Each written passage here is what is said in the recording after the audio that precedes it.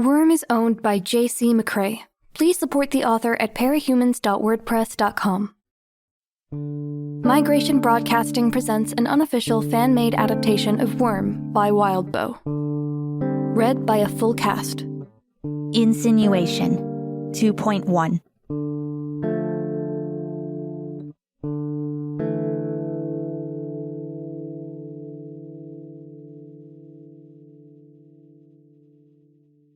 I woke up to the muffled sound of the radio in the bathroom. Reaching over to my alarm clock, I turned it around. 6:28, which made today a weekday like any other. My alarm was set for 6:30, but I almost never needed it, because my dad was always in the shower at the same time. Routines defined us. As a wave of fatigue swept over me, I wondered if I might be sick. It took me a few moments of staring up at the ceiling to remember the events of last night. Small wonder I was tired. I'd gotten home, snuck inside, and gone to bed at close to 3:30, just 3 hours ago.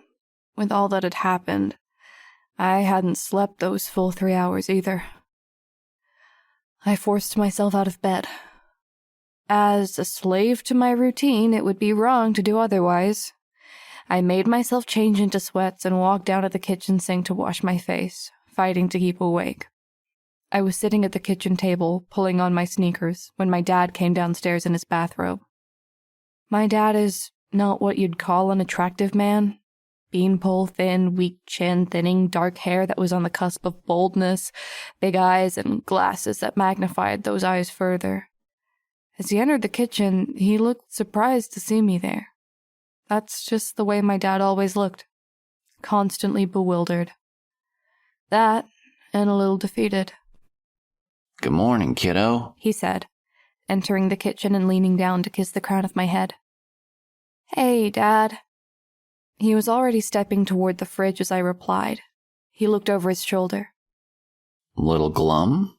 "Hmm?" "You sound down," he said. I shook my head. "Tired. I didn't sleep well." There was the slap of bacon hitting the frying pan. It was sizzling by the time he spoke. "You know, you could go back to bed, sleep in for another hour or so. You don't have to go on your run." I smiled. It was equal parts annoying and sweet that my dad hated me running.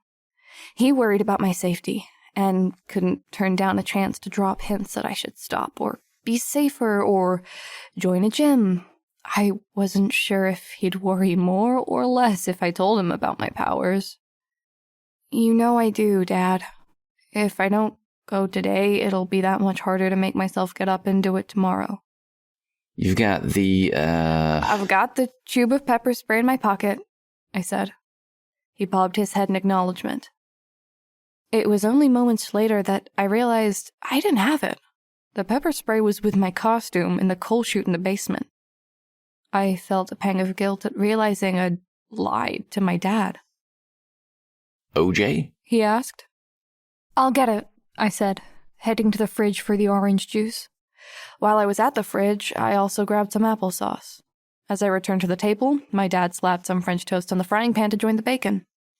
The room filled with the aroma of the cooking food. I helped myself to the applesauce. "You know Jerry?" my dad asked. I shrugged. "You met him once or twice when you visited me at work. Big guy. Burly, black Irish." Shrugging again, I took a bite of French toast. My dad was part of the Dock Workers Association, as the union spokesperson and head of hiring. With the state of the docks being what they were, that meant my dad was pretty much in charge of telling everyone that there were no jobs to be had, day after day. "Rumors going around he found work. Guess with who?" "Dunno," I said, around a mouthful of food. "He's going to be one of Uber and Leet's henchmen." I raised my eyebrows. Uber and Leet were local villains with a video game theme. They were pretty much as incompetent as villains could be while staying out of jail. They barely even rated as B-list. They gonna make him wear a uniform? Bright primary colors, Tron style? My dad chuckled. "Probably." We're supposed to talk about how the powers thing has influenced our lives in class today. Maybe I'll mention that. We ate in silence for a minute or two. I heard you come in late last night, he said. I just gave him a small nod and took another bite of French toast, even as my heart rate tripled and my mind searched for excuses. Like I said, I finally opened my mouth, looking down at my plate. I just couldn't sleep. I couldn't get my thoughts to settle down. I got out of bed and tried pacing, but it didn't help, so I stepped outside and walked around the neighborhood. I wasn't totally lying. I'd had nights like that. Last night just hadn't been one of them. And I had gone walking around the neighborhood, even if it was in a different way than I'd implied. Christ, Taylor. My father answered. This isn't the kind of area where you can walk around in the middle of the night. I had the pepper spray, I protested, lamely. That wasn't a lie, at least. What if you get caught off guard? What if the guy has a knife or a gun? My father asked.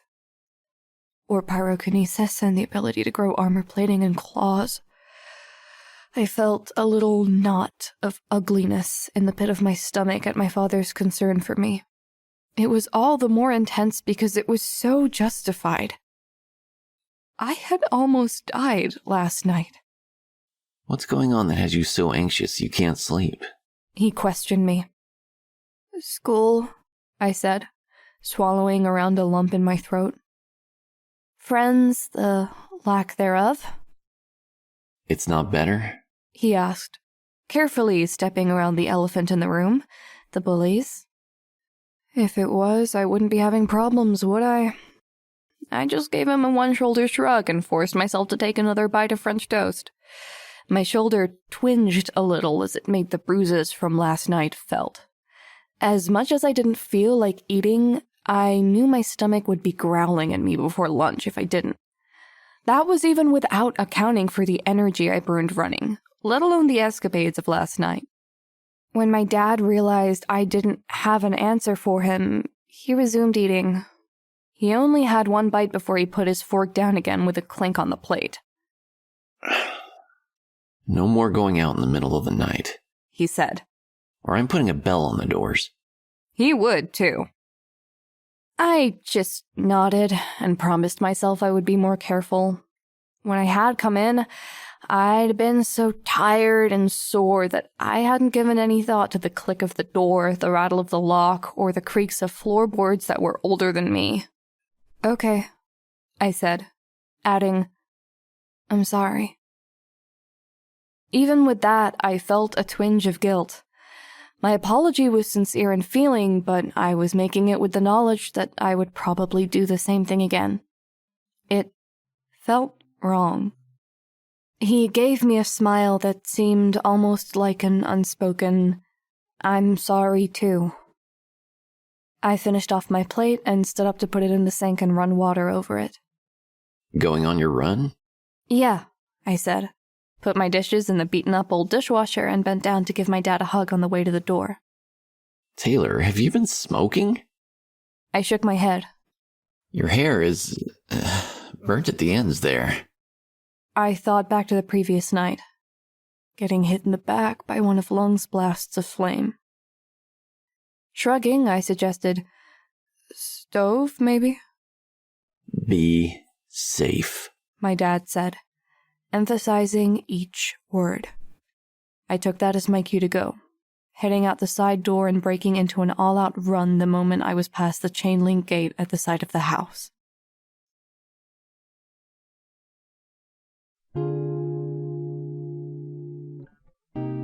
Worm is a web novel by J.C. McCrae, also known as Wildbow.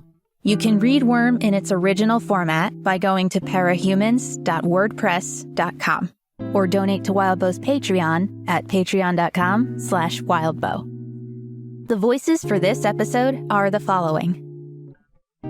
Taylor Hebert by Maia Harlap, also known as ParallelDimension. Terry Tibke is the voice of Danny Hebert. This episode's audio was edited and processed by Sun and Valravn. Intro and outro music were written by 1T1 and Variety. If you would like to get involved in this project as a line collator, audio editor, voice actor, or interlude narrator, a link to our audition website and the Migration Broadcasting Discord server are in this episode's description, along with links to support the original author. Thanks for listening.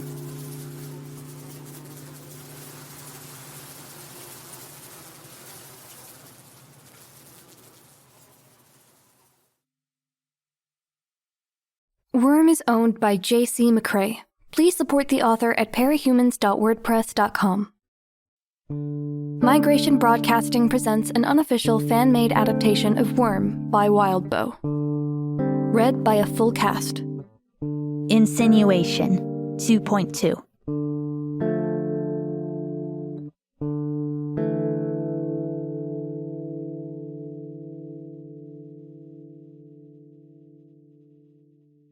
The run had helped me to wake up, as did the hot shower and a cup of the coffee my dad had left in the pot. Even so, the fatigue didn't help the feeling of disorientation over just how normal the day seemed as I made my way to school. Just a matter of hours ago, I had been in a life and death fight. I had even met Arms Master. Now it was a day like any other. I felt a bit nervous as I got to homeroom. Having basically skipped 2 classes the previous Friday, failing to turn in a major assignment, I figured that Mrs. Knott probably knew already. I didn't feel relieved when Mrs. Knott glanced up at me and gave a tight smile before turning her attention back to her computer. That just meant the humiliation would be redoubled if and when class was interrupted by someone coming down from the office. A part of me just wanted to miss this class too, just to avoid the potential humiliation and avoid drawing attention. All in all, I felt anxious as I made my way to my computer, which kind of sucked, because computer class was one of the few parts of the school day I didn't usually dread. For one thing, it was the one class in which I was doing well. More to the point, neither Madison, Sophia, nor Emma were in this class, though some of their friends were. Those girls didn't usually feel the need to harass me without the trio around, and I was further removed from them because I was in the advanced stream of the class. Good 3/4 of the people in the room were computer illiterate, being from families that didn't have the money for computers or families that didn't have much interest in the things. So they practiced typing without looking at the keyboard and had lessons in using search engines. By contrast, I was in the group that was learning some basic programming and spreadsheets. It didn't do a lot for my already geeky reputation, but a good deal. Mrs. Knott was an all-right teacher, if not the most hands-on. She was usually content to give us advanced students an in-class assignment and then focus on the more rambunctious majority for the rest of the class. This suited me just fine. I usually wrapped up the assignment in a half hour, leaving me an hour to use as I saw fit. I had been recalling and going over the events of the previous night during my morning run, and the first thing that I did when the ancient desktop finished its agonizing load process was to start digging for information. The go-to place for news and discussion on capes was Parahumans Online. The front page had constant updates on recent international news featuring capes. From there, I could go to the wiki, where there was information on individual capes, groups, and events, or to the message boards, which broke down into nearly 100 subboards for specific cities and capes. I opened the wiki in one tab, then found and opened the message board for Brockton Bay in another.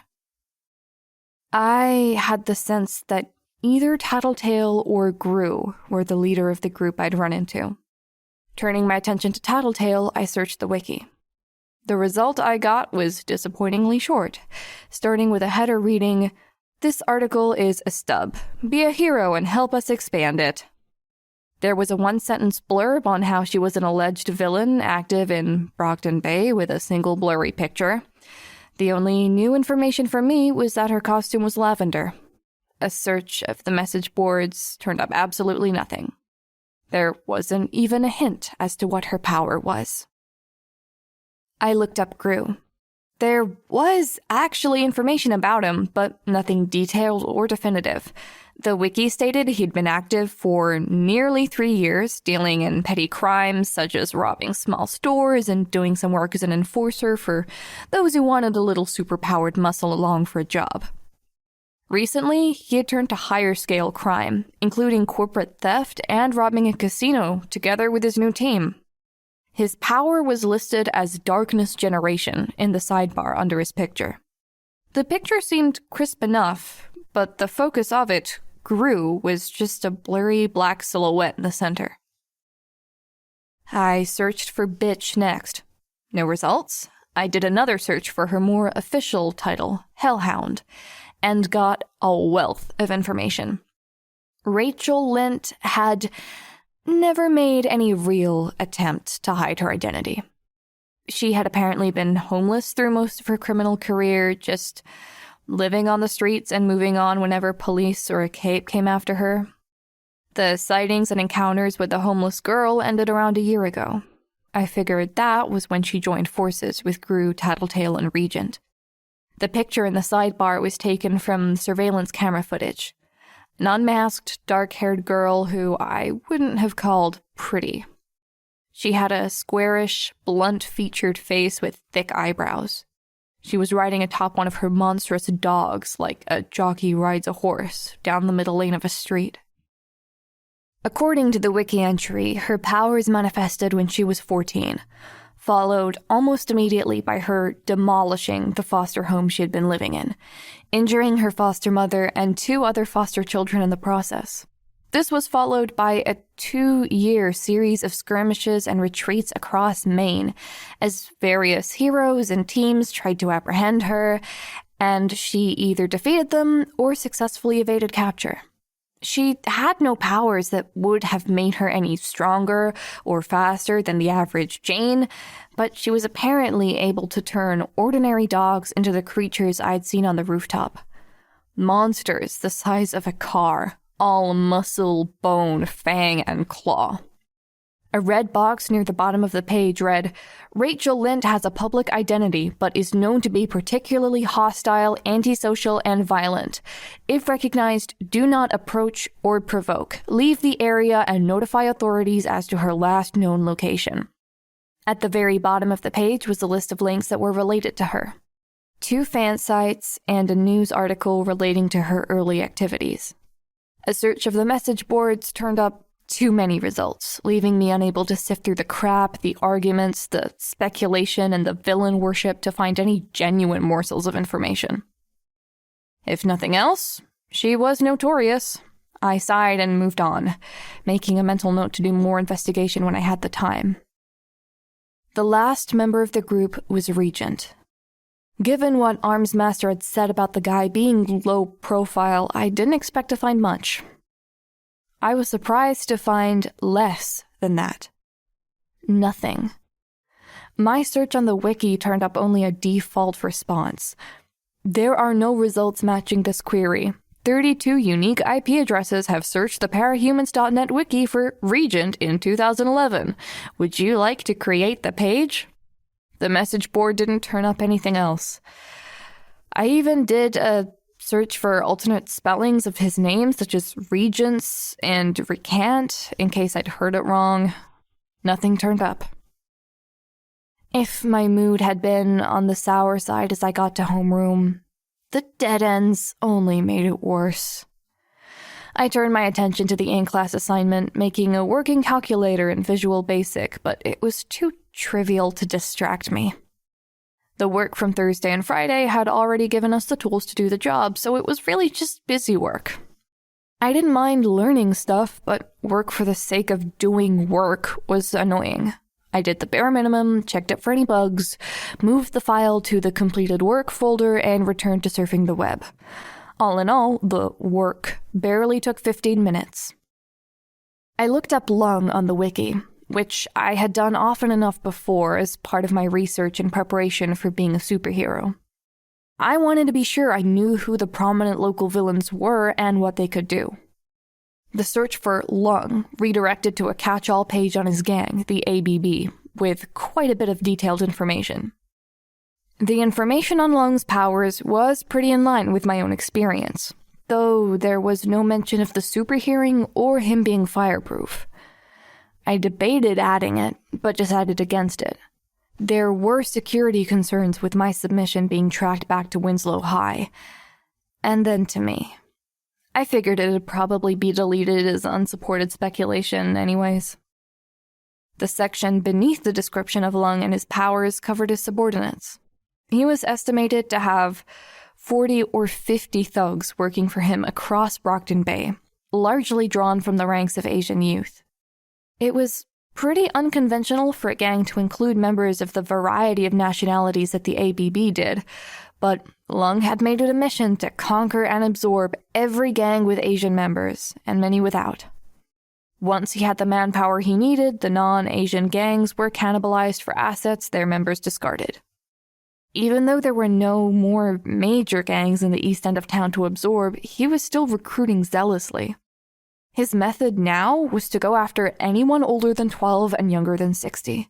It didn't matter if you were a gang member or not. If you were Asian and you lived in Brockton Bay, Lung and his people expected you to either join or to pay tribute, one way or another. There had been local news reports on it, newspaper articles, and I could remember seeing signs in the guidance counselor's office detailing where people who were targeted in this way could go for help.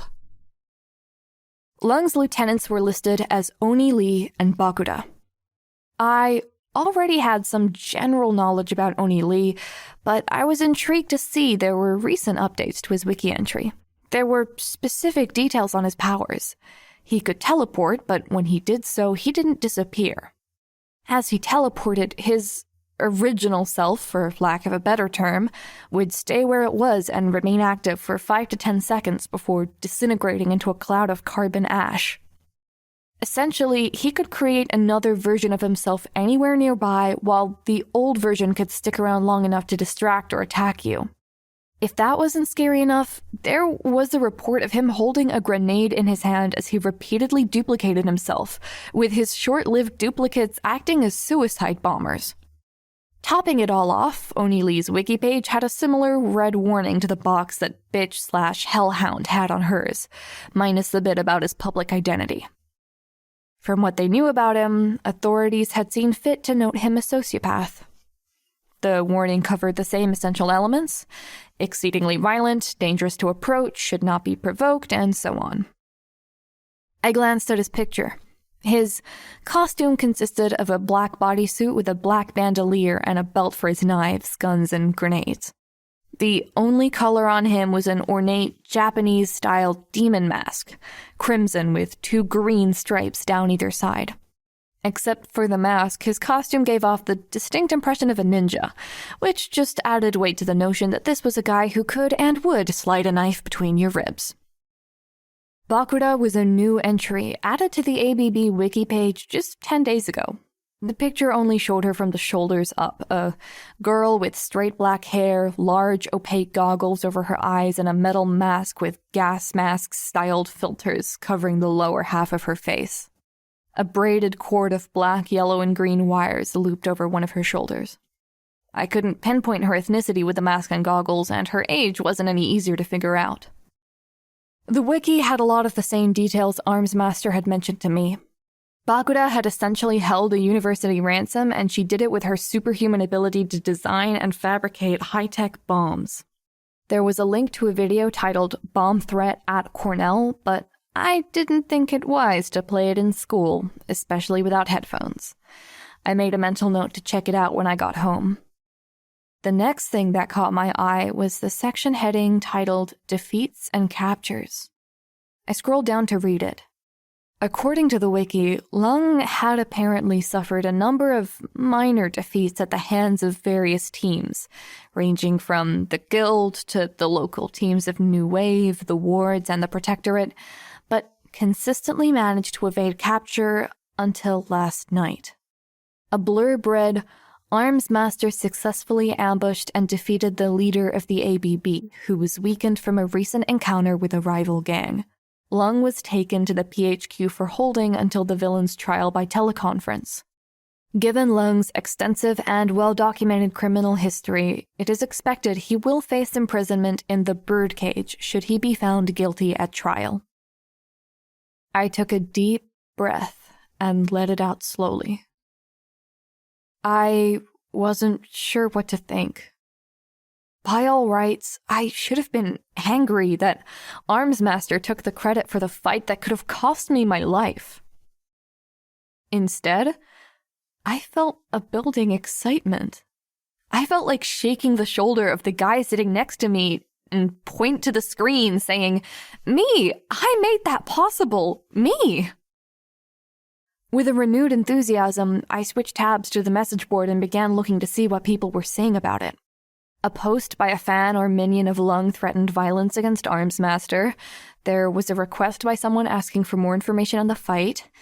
I was given pause by one post that asked whether Bakuda could or would use a large-scale bomb and the threat of potentially thousands or hundreds of thousands dead to ransom Lung back. I tried to put that out of my mind. If it happened, it would be the responsibility of heroes better and more experienced than I. It struck me that there was one person I hadn't looked for. Myself. I opened up the advanced search page for the parahumans.net message board and did a search for multiple terms. I included insect, spider, swarm, bug, plague, and a mess of other terms that had struck me when I'd been trying to brainstorm a good hero name. I narrowed the time frame of posts to search for posts made within the past 12 hours and hit search. My efforts turned up 2 posts. One referred to a villain called Pestilence, active in the UK. Apparently, Pestilence was one of the people who could use magic. That is, he was, if you believed magic was real, and not just some convoluted or diluted interpretation of a given set of powers.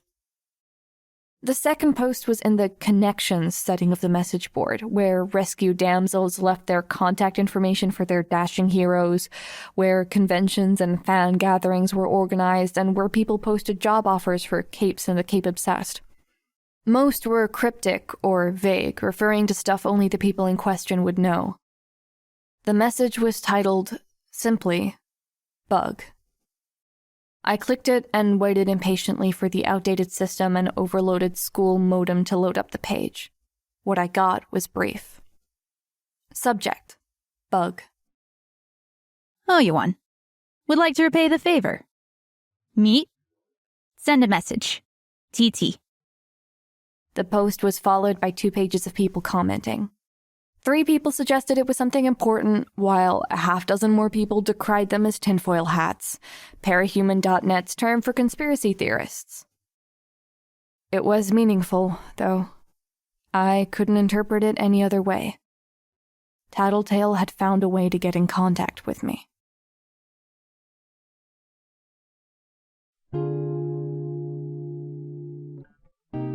Worm is a web novel by J.C. McCrae, also known as Wildbow.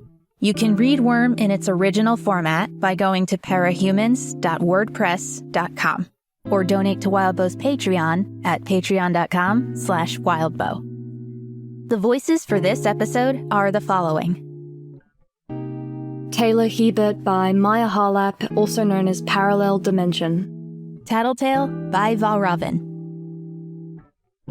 This episode's audio was edited and processed by glisteningsunlight and Valravn. Intro and outro music were written by 1T1 and Variety.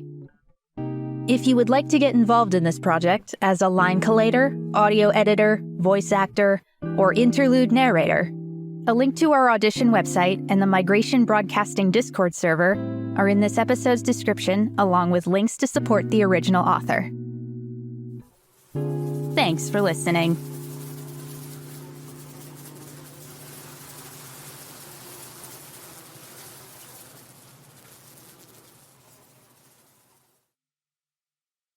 Worm is owned by J.C. McCrae. Please support the author at parahumans.wordpress.com. Migration Broadcasting presents an unofficial fan-made adaptation of Worm by Wildbow. Read by a full cast. Insinuation 2.3.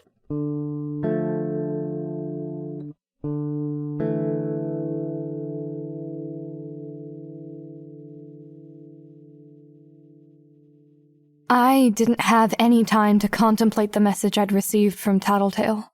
The bell rang, and I had to hurry to properly log off and shut down before heading to my next class. As I gathered my stuff, I realized I'd been so caught up in researching the villains I'd met last night and in Tattletale's message that I'd forgotten to worry about getting into trouble for skipping class. I felt a kind of resignation as I realized I would have to face the music later in the day anyways. Madison was already in her seat as I got to the classroom.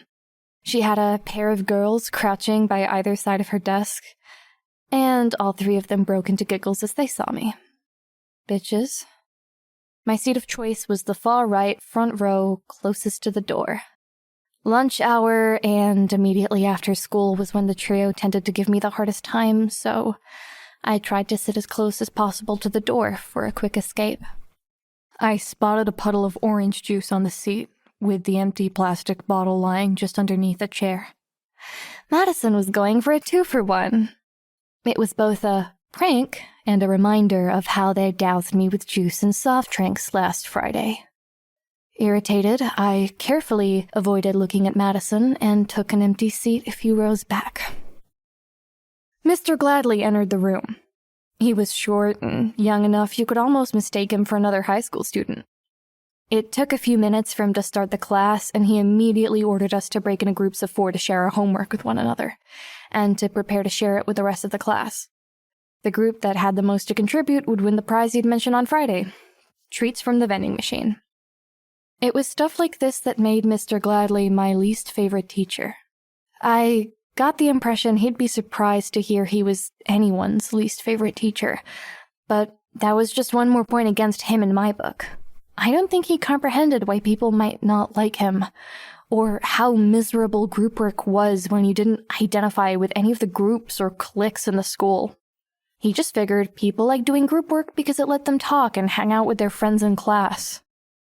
While the class got sorted, I figured I'd avoid standing around like a loser with no group and join and get something else out of the way. I approached the desk at the front of the room. Mr. Gladly? Oh, call me Mr. G. Mr. Gladly is my dad, He informed me with a sort of mock sternness. Sorry, Mr. G. I need a new textbook. He gave me a curious look. What happened to your old one? Soaked with grape juice by a trio of harpies.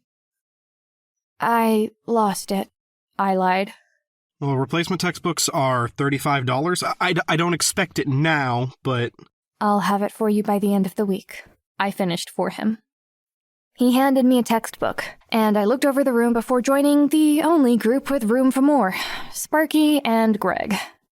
We'd been in a group several times before as the leftovers when all the friends and cliques had banded together. Sparky had apparently picked up his nickname when a third-grade teacher used it in an ironic sense, and it had stuck, to the point where I doubted anyone but his mother even knew his real name. He was a drummer, long-haired, and was so out of touch with reality that you could stop talking in the middle of a sentence and he wouldn't notice. He just went through life in a daze, presumably until he could do his thing, which was his band. Greg was just the opposite. He was smarter than average, but he had a way of saying every thought that came into his head. His train of thought didn't have any breaks. Or tracks. It would have been easier to be in a group with just Sparky and essentially do the work by myself than it would be to work with Greg. I got my share of the homework out of my new backpack. Mr. Gladly had asked us to come up with a list of ways that capes had influenced society. In between the various steps of my getting ready for my first night out in costume, I had taken the time to fix up my art projects and had come up with a fairly comprehensive list for Mr. Gladly's homework. I had even used newspaper and magazine clippings to support my points. I felt pretty good about it. I didn't get much done. Greg said.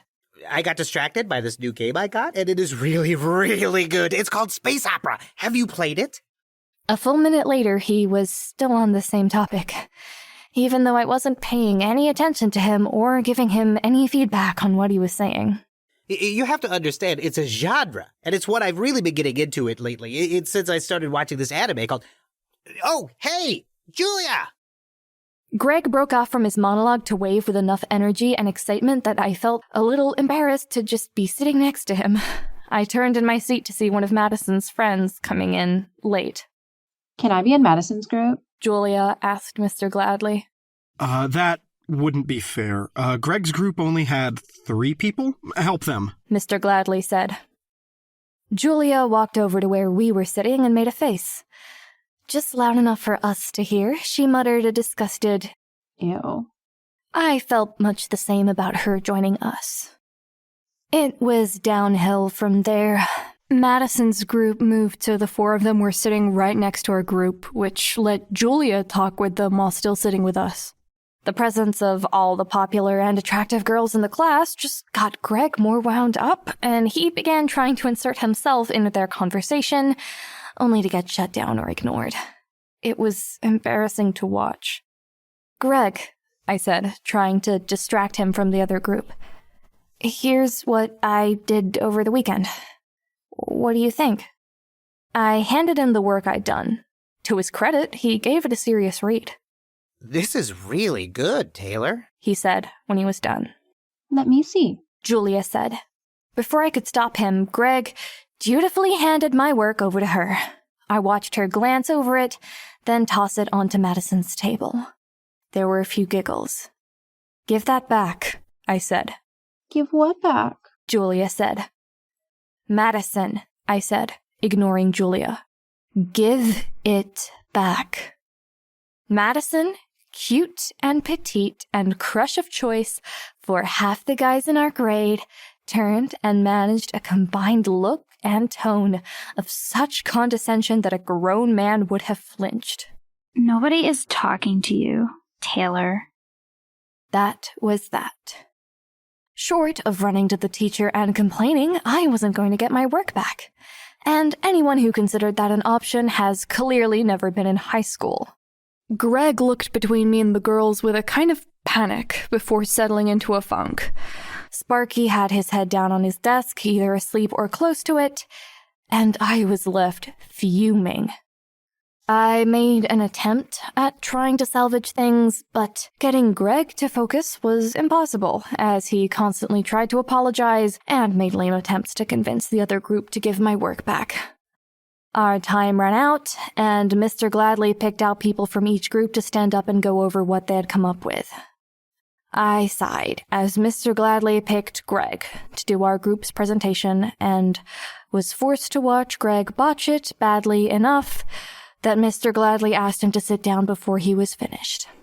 Greg was one of those kids I always figured made teachers groan inwardly when they raised their hands in class, the sort of kid that took twice as long to answer as anyone else, and was often only half right, or so off tangent that it derailed the discussion.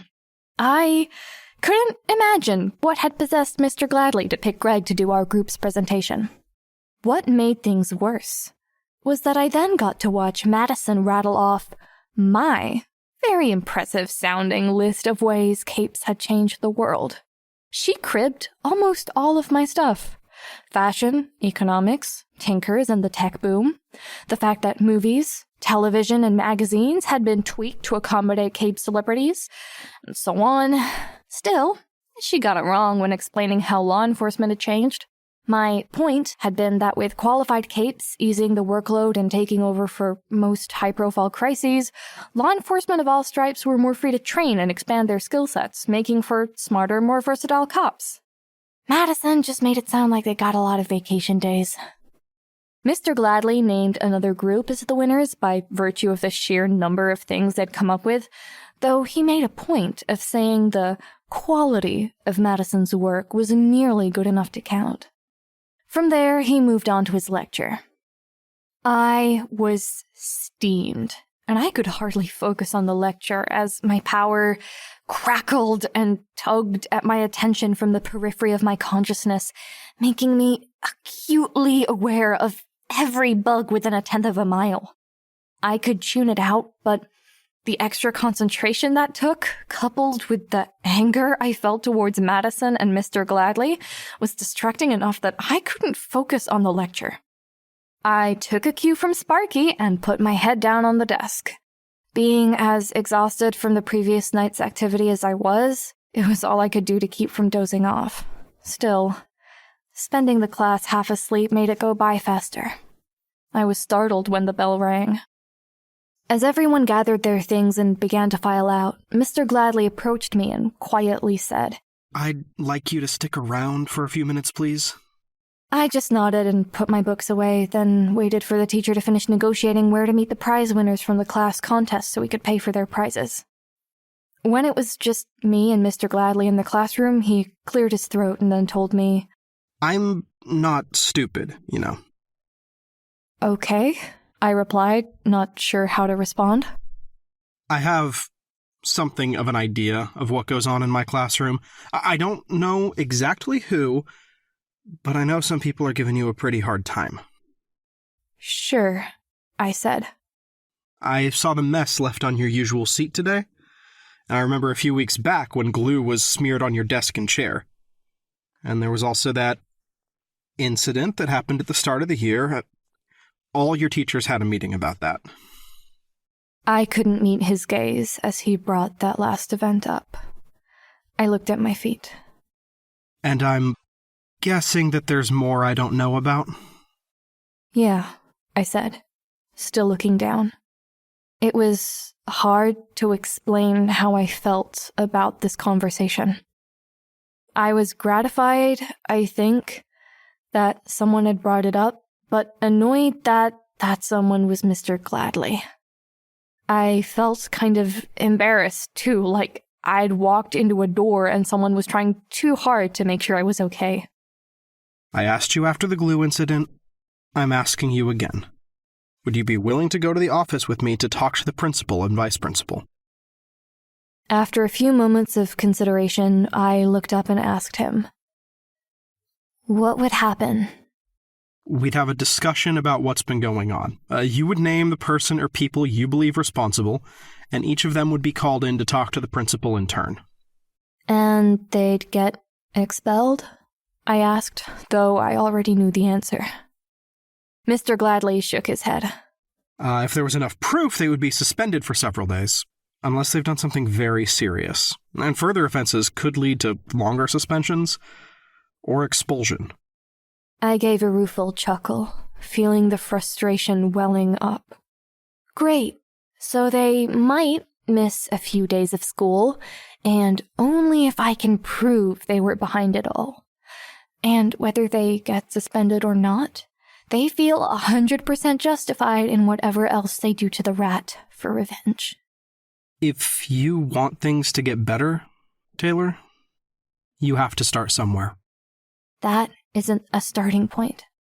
It's shooting myself in the foot, I said, pulling my bag over my shoulder. When he didn't immediately respond, I left the classroom.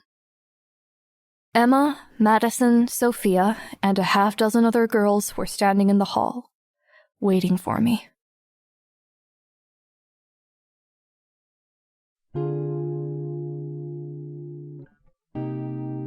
Worm is a web novel by J.C. McCrae, also known as Wildbow. You can read Worm in its original format by going to parahumans.wordpress.com or donate to Wildbow's Patreon at patreon.com/wildbow. The voices for this episode are the following. Taylor Hebert by Maia Harlap, also known as ParallelDimension. Mr. Gladly by Dáithí O'Donnell. Nathan Woltering as Greg Veder. Julia by Discarnate. Madison by Ray of Frost. This episode's audio was edited and processed by Thaydean and Valravn. Intro and outro music were written by 1T1 and Variety. If you would like to get involved in this project as a line collator, audio editor, voice actor, or interlude narrator, A link to our audition website and the Migration Broadcasting Discord server are in this episode's description, along with links to support the original author. Thanks for listening.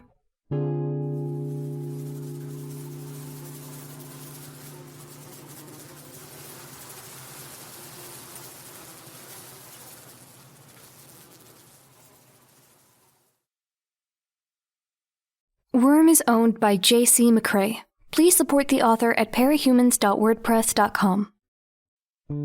Migration Broadcasting presents an unofficial fan-made adaptation of Worm by Wildbow. Read by a full cast. Insinuation 2.4.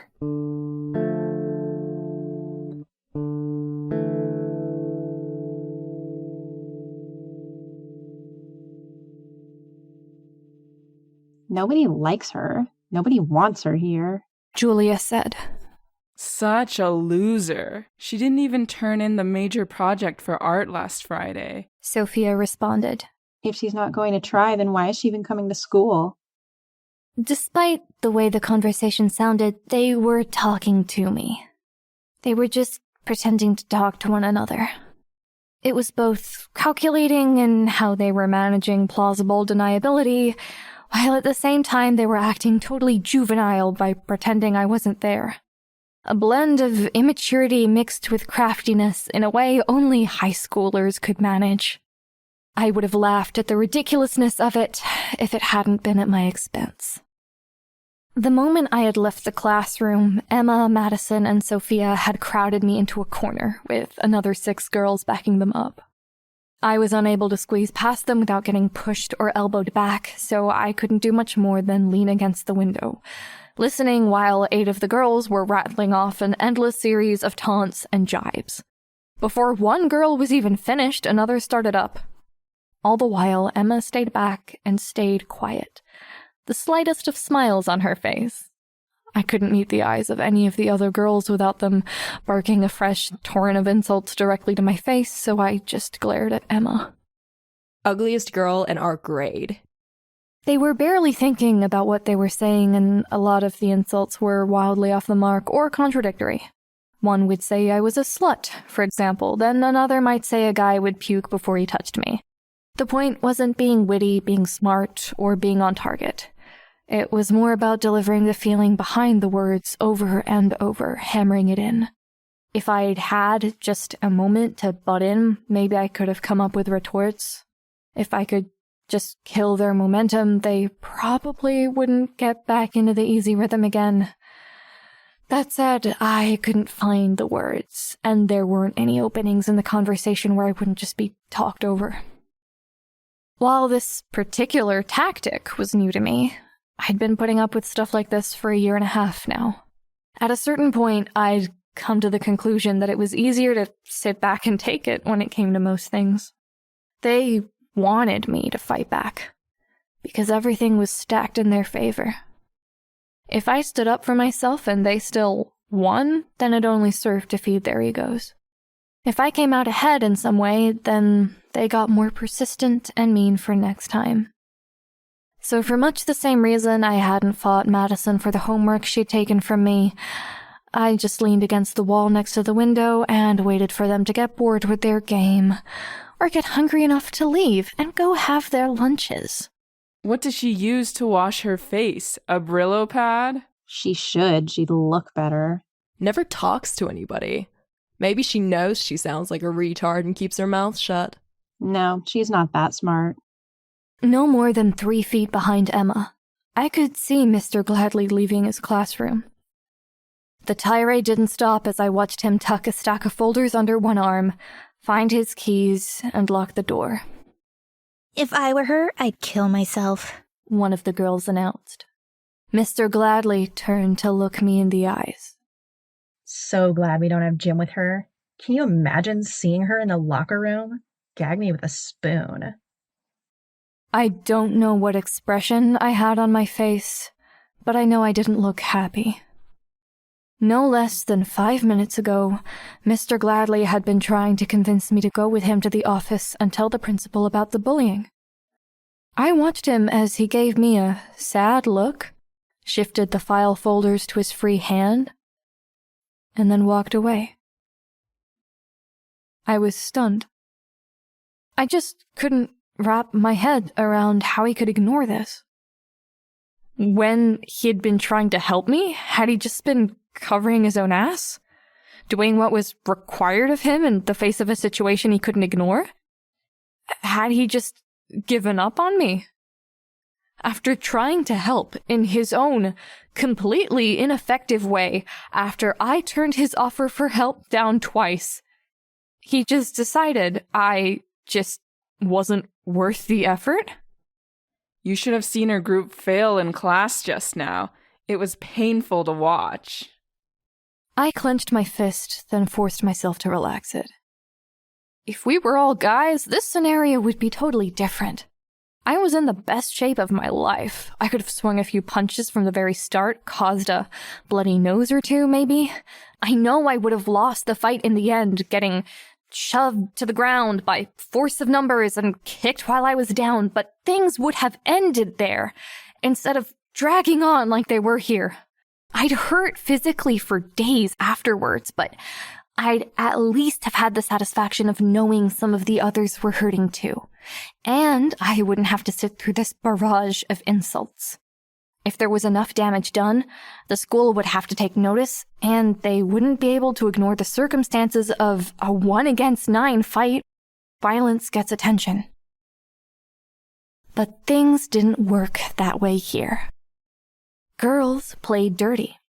If I decked Emma, she would run to the office with some fabricated story, her friends backing up her version of events. For most, ratting to the faculty was social suicide, but Emma was more or less top dog. If she went to the principal, people would only take things more seriously. By the time I got back to school, they would have spread the story through the grapevine in a way that made me look like a total psycho. Things would get worse. Emma would be seen as the victim, and girls who had previously ignored the bullying would join in on Emma's behalf. And she smells, one girl said, lamely.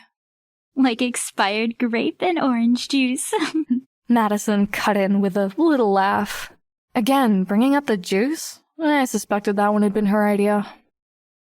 It seemed like they were running out of steam. I figured it was just a minute or two before they got bored and walked away. It seemed Emma got the same impression because she stepped forward. The group parted to give her room. "What's the matter, Taylor?" Emma said. "You look upset." Her words didn't seem to fit the situation. I had maintained my composure for however long they had been at it. What I'd been feeling was more a mixture of frustration and boredom than anything else.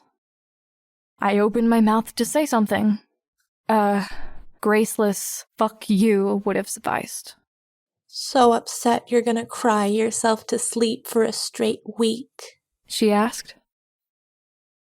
My words died in my throat as I processed her words. Almost a year before we had started high school. I'd been at her house, the both of us eating breakfast and playing music way too loud. Emma's older sister had come downstairs with the phone. We turned down the music, and my dad had been on the other end, waiting to tell me in a broken voice that my mom had died in a car accident. Emma's sister had given me a ride to my place, and I bawled the entire way there. I remember Emma crying, too, out of sympathy, maybe. It could have been the fact that she thought my mom was the coolest adult in the world. Or perhaps it was because we really were best friends, and she had no idea how to help me. I didn't want to think about the month that had followed, but fragments came to my mind without my asking. I could remember overhearing my dad berating my mother's body because she'd been texting while driving and she was the only one to blame. At one point, I barely ate for 5 straight days because my dad was such a wreck that I wasn't on his radar. I'd eventually turned to Emma for help, asking to eat at her place for a few days. I think Emma's mom figured things out and gave my dad a talking to because he started pulling things together. We'd established our routine so we wouldn't fall apart as a family again. It was a month after my mom had died that Emma and I had found ourselves sitting on the bridge of a kids' play structure in the park, our rear ends cold from the damp wood, sipping coffee we'd brought from the donut hole. We didn't have anything to do, so we'd just been walking around and talking about whatever. Our wandering had taken us to the playground, and we were resting our heels. You know, I admire you, she had said, abruptly. Why? I had responded, completely mystified about the fact that someone gorgeous and amazing and popular like her could find something to admire in me. You're so resilient. After your mom died, you were totally in pieces, but you're so together after a month. I couldn't do that. I could remember my admission. I'm not resilient. I can hold it together during the day, but I've cried myself to sleep for a straight week. That had been enough to open the floodgates right there. She gave me her shoulder to cry on, and our coffee was cold before I was done. Now, as I gaped at Emma, wordless, her smile widened. She remembered what I had said then. She knew the memories it would evoke. At some point, that recollection had crossed her mind, and she had decided to weaponize it. She'd been waiting to drop it on me. Fuck me, it worked. I felt the trail of a tear on my cheek.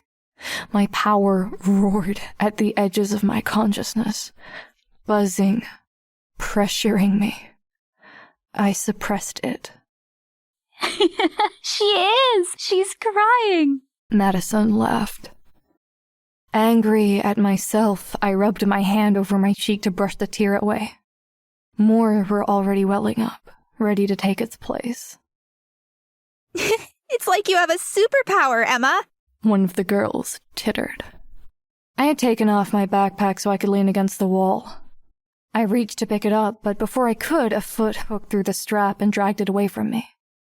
I looked up and saw the owner of the foot, dark-skinned, willowy Sophia, smirking at me. OMG, what's she doing? One of the girls said. Sophia was leaning against the wall, one foot casually resting on top of my backpack. I didn't think it was worth fighting her over, if it gave her an opportunity to continue her game of keep away. I left the bag where it was, and shoved my way through the gathered girls, bumping an onlooker with my shoulder hard enough to make him stumble. I ran into the stairwell and out the doors on the ground floor. I fled. I didn't check, but chances were they were watching from the window at the end of the hallway. It didn't really matter. The fact that I had just promised to pay $35 of my own money for a World Issues textbook to replace the one that had been soaked with grape juice wasn't my top concern. Even if it was pretty much all the money I had left after buying the pieces for my costume, my art midterm was in my bag as well, newly repaired. I knew I wouldn't get any of it back in one piece, if at all. No. My primary concern was getting out of there. I wasn't going to break the promise I had made to myself. No using powers on them. That was the line I wasn't crossing. Even if I did something utterly innocuous, like give them all lice, I didn't trust myself to stop there. I didn't trust myself to keep from offering blatant hints that I had powers or spoiling my secret identity just to see the looks on their faces when they realized the girl they had been tormenting was a bona fide superhero. It was something I couldn't help but daydream about, but I knew the long-term ramifications would spoil that. Perhaps most important, I rationalized, was keeping the two worlds separate. What use was escapism if the world I was escaping to was muddled with the people and things I was trying to avoid? Before the thought of going back to school had even crossed my mind, I found myself wondering what I was going to do to fill my afternoon.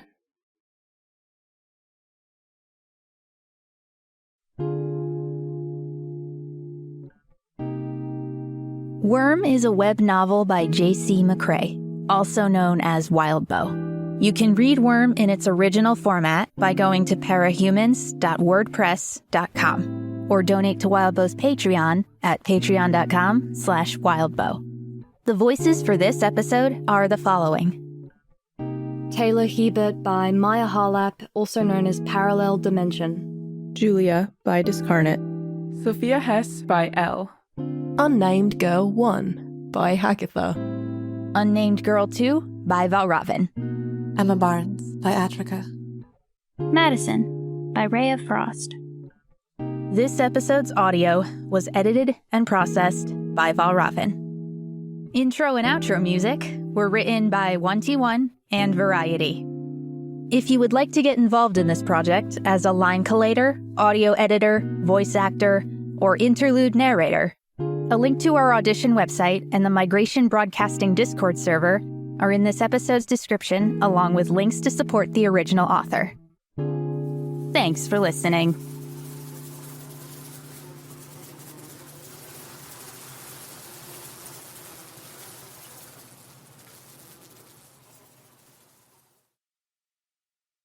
Worm is owned by J.C. McCrae. Please support the author at parahumans.wordpress.com. Migration Broadcasting presents an unofficial fan-made adaptation of Worm by Wildbow. Read by a full cast. Insinuation 2.5.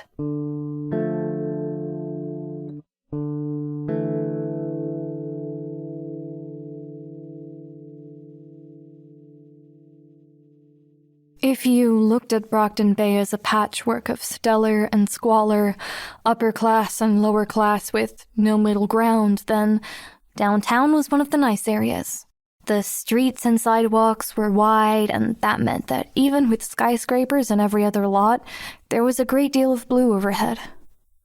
Following my retreat from school grounds, I hadn't been sure what to do.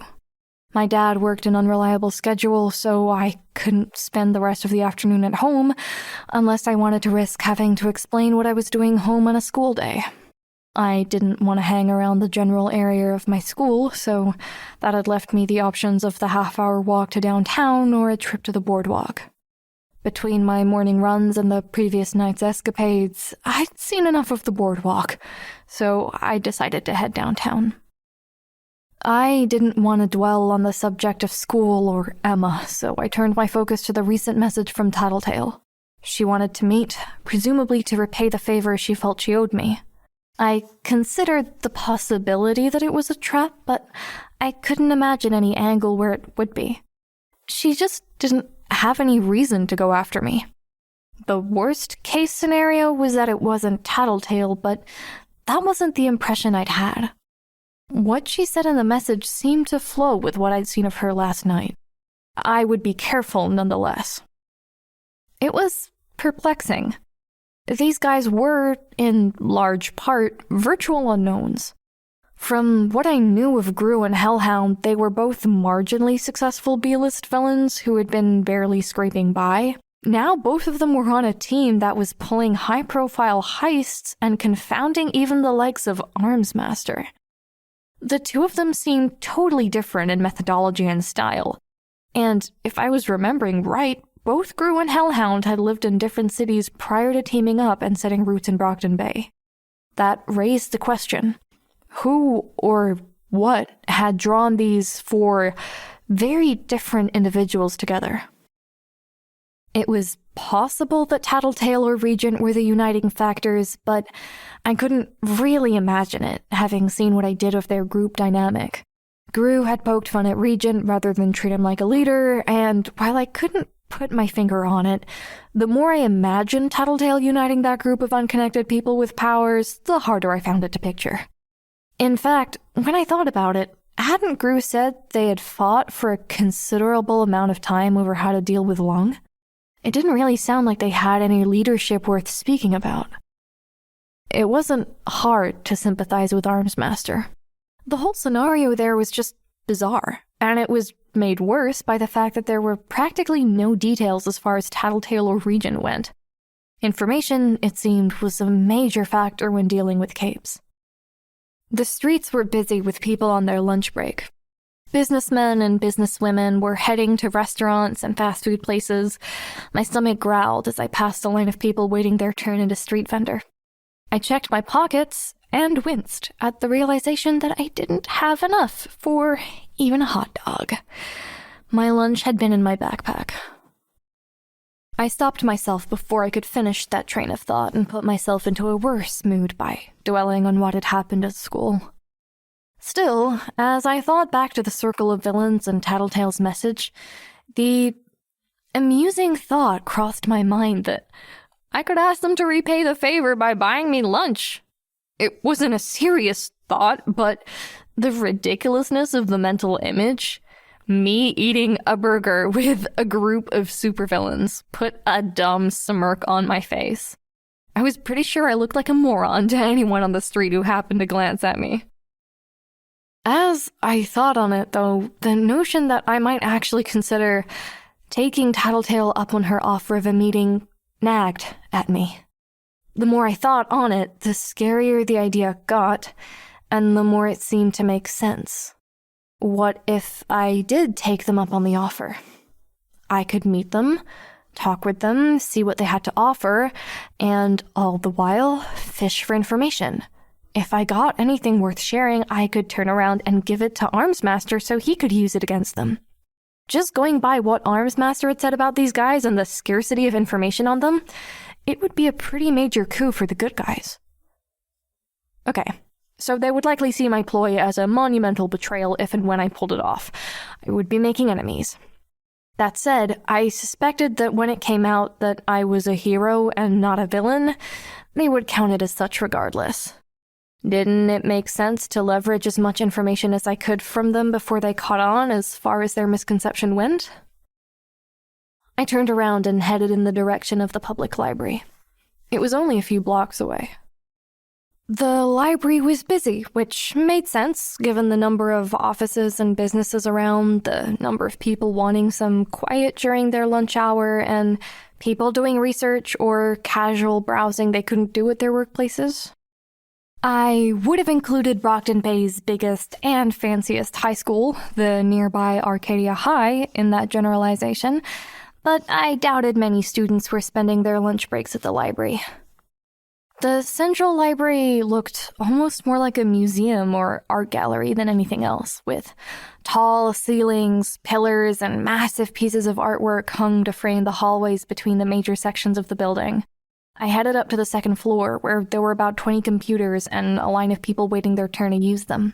I anticipated a 15 or 20-minute wait, but as the clock approached 1 o'clock, people headed back to work and the line rapidly thinned out. A free computer came up within a few minutes of my joining the line. I let the person behind me go on ahead, waiting a bit longer so I could get a station with a little more privacy. By the time I sat down, I had a pretty good idea of what I wanted to write. I found the message with the search function and clicked on the username TT.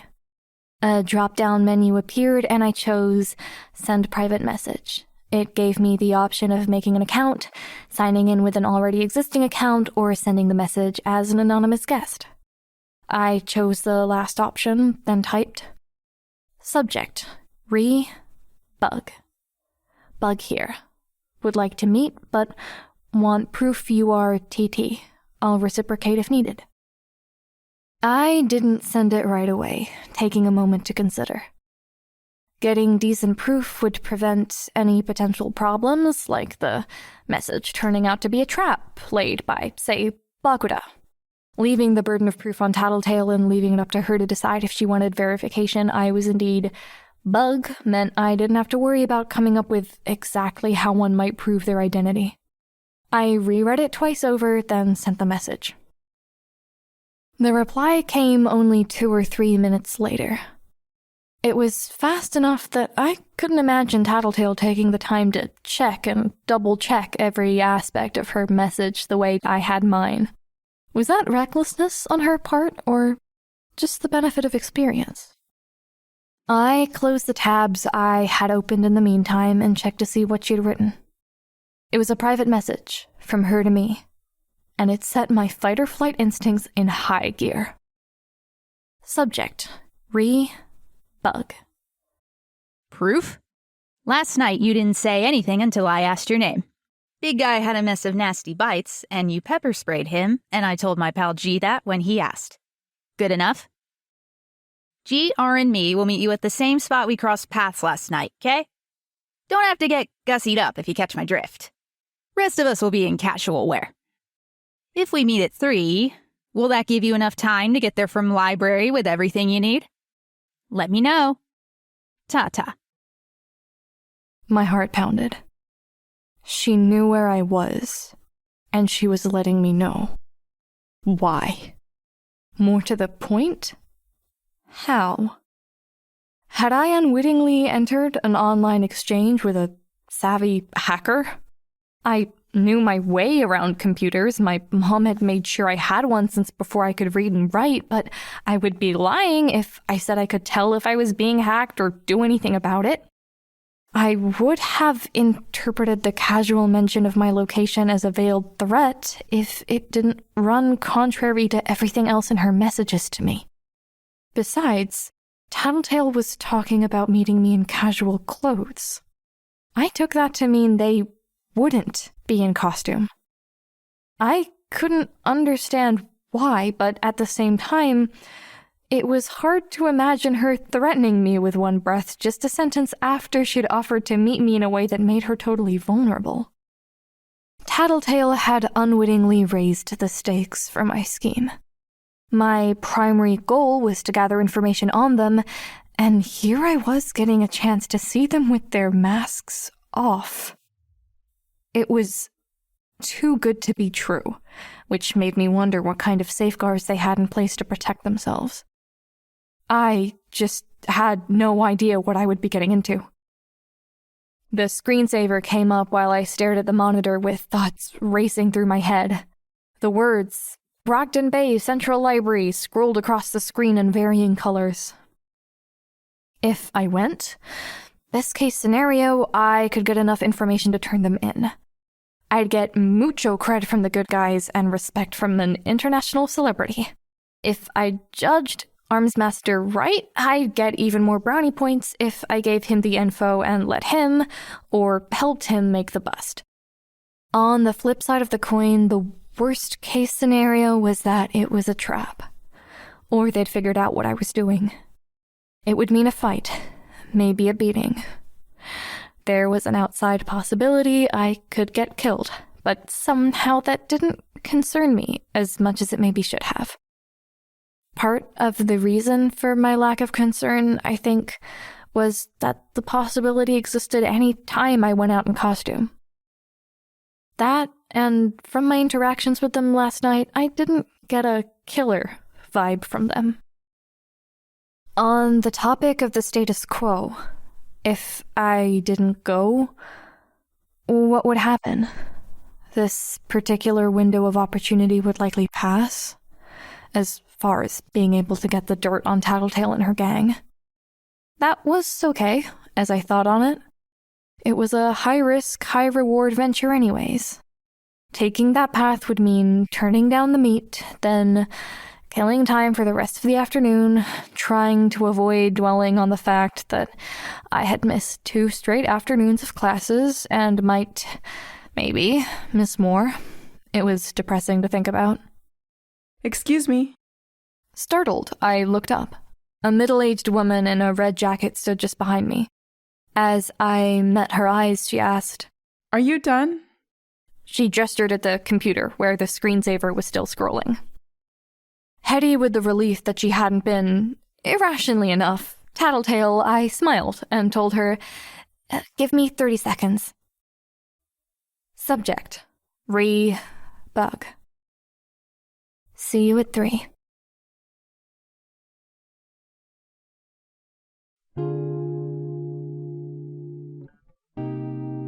Worm is a web novel by J.C. McCrae, also known as Wildbow. You can read Worm in its original format by going to parahumans.wordpress.com or donate to Wildbow's Patreon at patreon.com/wildbow. The voices for this episode are the following. Taylor Hebert by Maia Harlap, also known as ParallelDimension. Library Woman by Elle. This episode's audio was edited and processed by NightTheMystic and Valravn. Intro and outro music were written by 1T1 and Variety. If you would like to get involved in this project as a line collator, audio editor, voice actor, or interlude narrator, a link to our audition website and the Migration Broadcasting Discord server are in this episode's description, along with links to support the original author. Thanks for listening.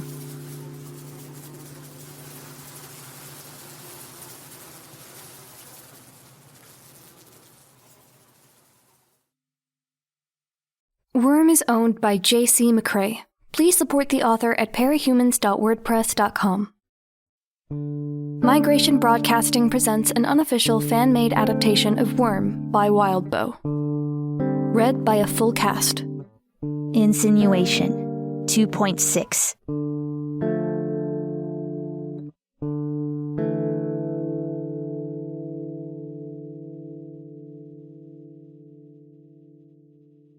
I showed up in costume.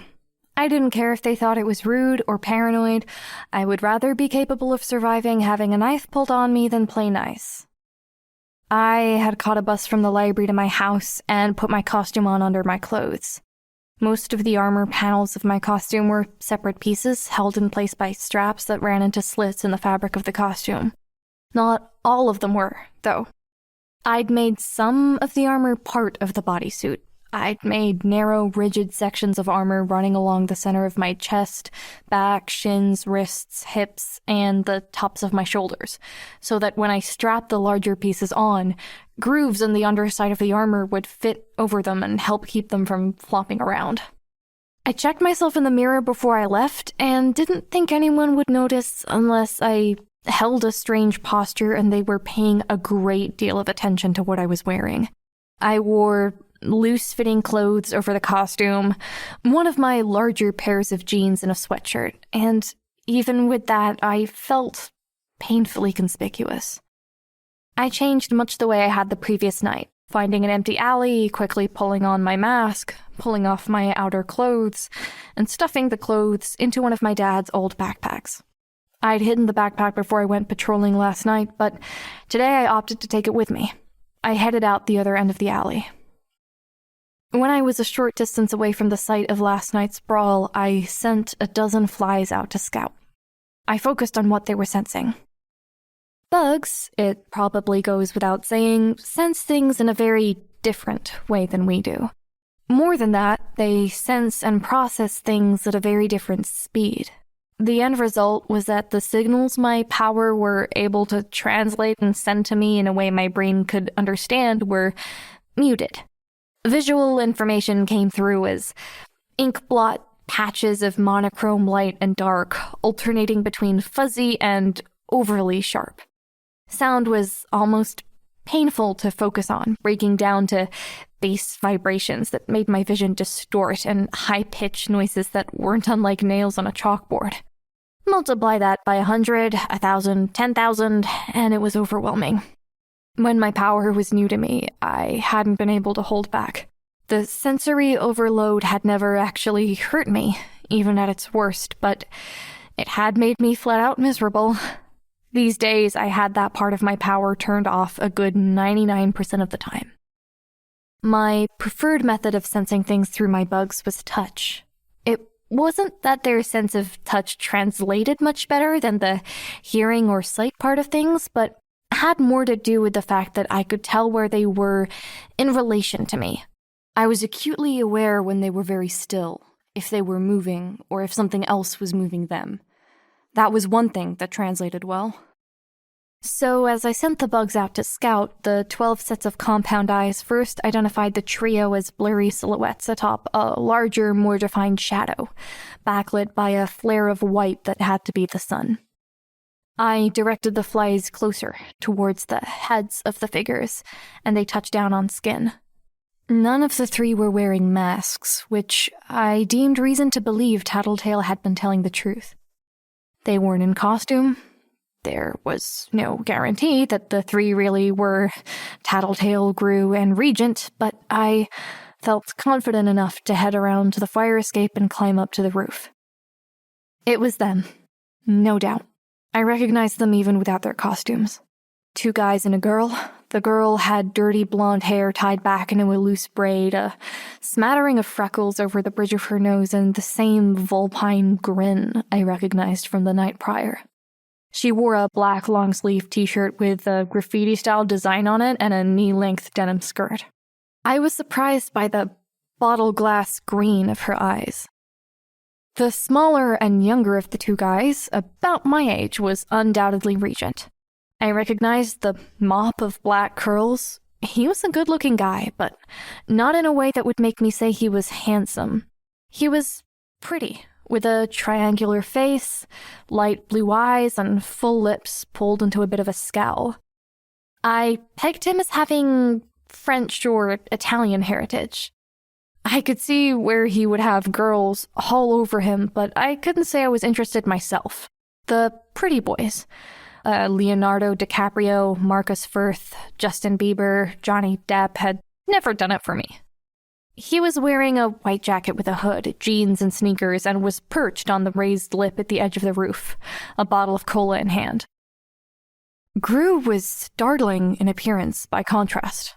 Taller than me by at least a foot, Grue had dark chocolate skin, shoulder-length cornrows, and that masculine lantern jaw you typically associated with guy superheroes. He wore jeans, boots, and a plain green t-shirt, which struck me as a bit cold for the spring. I did note that he had considerable muscle definition in his arms. This was a guy who worked out. And she arrives, Tattletale crowed. Pay up. Regent's scowl deepened for a second, and he fished in his pocket for a wad of bills, which he forked over to Tattletale. You bet on whether I would show up? I ventured. We bet on whether you would come in costume, Tattletale told me. Then, more to Regent than to me, she said, And I won. Again? Regent muttered. It's your own fault for taking the bet in the first place, Grue said. Even if it wasn't Tattle, it was a sucker bet. Showing up in costume makes too much sense. It's what I would do. He had a nice voice. It was an adult voice, even if his appearance gave me the sense of a guy in his late teens. He extended his hand to me. Hey, I'm Brian. I shook his hand. He wasn't shy about shaking my hand firmly. I said, You can call me Bug, I guess. At least until I come up with something better, or until I decide this isn't an elaborate trick. He shrugged. Cool. There wasn't the slightest trace of offense at my suspicion. I almost felt bad. Lisa, Tattletale introduced herself. She didn't offer me her hand to shake, but I think it would have felt out of place if she had. It wasn't that she seemed unfriendly, but she didn't have the same aura of geniality about her that Grue did. I'm Alec, Regent informed me with a quiet voice. Then he added, And bitch is Rachel. Rachel is sitting this one out, Grue said. She didn't agree with the aim of our meeting here. Which raises the question, I cut in. What is the aim of this meeting? I'm a little weirded out with you guys revealing your secret identities like this, or at least pretending to. Sorry. Brian, apologized. That was my idea. I thought we would make a token show of trust. Behind the yellow-tinted lenses of my mask, my eyes narrowed, flicking from Lisa to Alec to Brian. I couldn't draw any conclusions from their expressions. Why exactly do you need my trust? I asked. Brian opened his mouth, then closed it. He looked to Lisa, who bent down and picked up a plastic lunchbox. She held it out to me. I said we owed you. All yours. No strings attached. Without taking the box, I tilted my head to get a better look at the front. Alexandria. She was my favorite member of the Protectorate when I was a kid. Is the lunchbox collectible? Open it. Lisa prompted me with a roll of her eyes. I took it. From the weight and the motion of the contents inside it, I immediately had a pretty good idea of what it was. I undid the clasps and opened the box. Money, I breathed, caught off guard by suddenly having so much in my hands. 8 stacks of bills tied with paper bands. Each of the paper bands had a number written on it in permanent marker. $250 each. Lisa answered before I had the number totaled up in my head. $2,000. I closed the box and did the clasps. With no idea what to say, I stayed silent. You have 2 choices, Lisa explained. You can take that as a gift. A thank you for, intentionally or not, saving our ass from long last night. And maybe a bit of incentive to count us among your friends when you're out in costume and doing dastardly deeds. Her grin widened, as if she'd said something she found amusing. Maybe it was the irony of a villain talking about dastardly deeds, or how corny the phrase was. She elaborated. Between territory disputes, differences in ideology, general power struggles, and egos, there's a rare few people in the local villain community who won't attack us on sight. And the second option? I asked. You can take this as your first installment in the monthly allowance you're entitled to as a member of the Undersiders. Brian spoke up. As one of us. I shifted my gaze between the 3 of them, looking for the joke. Lisa still had a bit of a smile, but I was getting the impression that was her default expression. Alec looked a little bored, if anything. Brian looked dead serious. Damn. 2,000 a month, I said. No. Brian cut in. That's just what the boss pays us to stick together and stay active. We make, considerably more than that. Lisa smirked, and Alec chuckled as he swished the contents of his Coke bottle. I made a mental note at the mention of this boss. Not wanting to get sidetracked, I quickly thought through the earlier part of our conversation in the context of the job offer. I asked, so bitch didn't come because she was against the, recruitment? Yeah. Alex said. We voted on it, and she said no. On the plus side, the rest of us voted yes. Brian hurried to add, giving Alec a dirty look. She'll come around. She always votes against adding new members to the group, because she doesn't want to divide the money 5 ways. So you've done this recruiting thing before, I concluded. Yeah. Brian looked a touch embarrassed. He rubbed the back of his neck. It didn't go well. We tried with Spitfire, and she got scared off before we even got to the job offer. Our fault for bringing Rachel along that time. And then she got recruited by someone else. Alec added. Yeah. Brian shrugged. She got snagged by Faultline before we got a second chance. We made an offer to Circus too, and she told us in no uncertain terms that she worked alone. Taught me a few new curse words while she did it, too. Alex said. She was pretty vocal about how she flies solo. Brian admitted.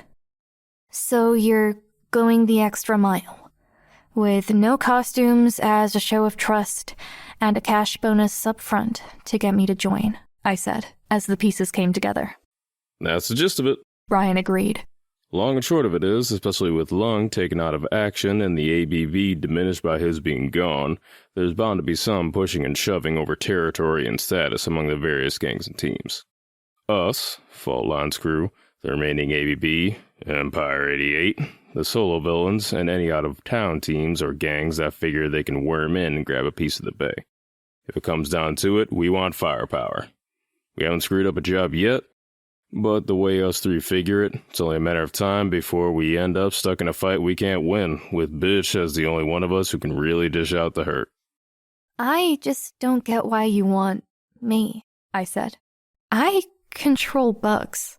That's not going to stop Alexandria, Glory Girl, or Aegis.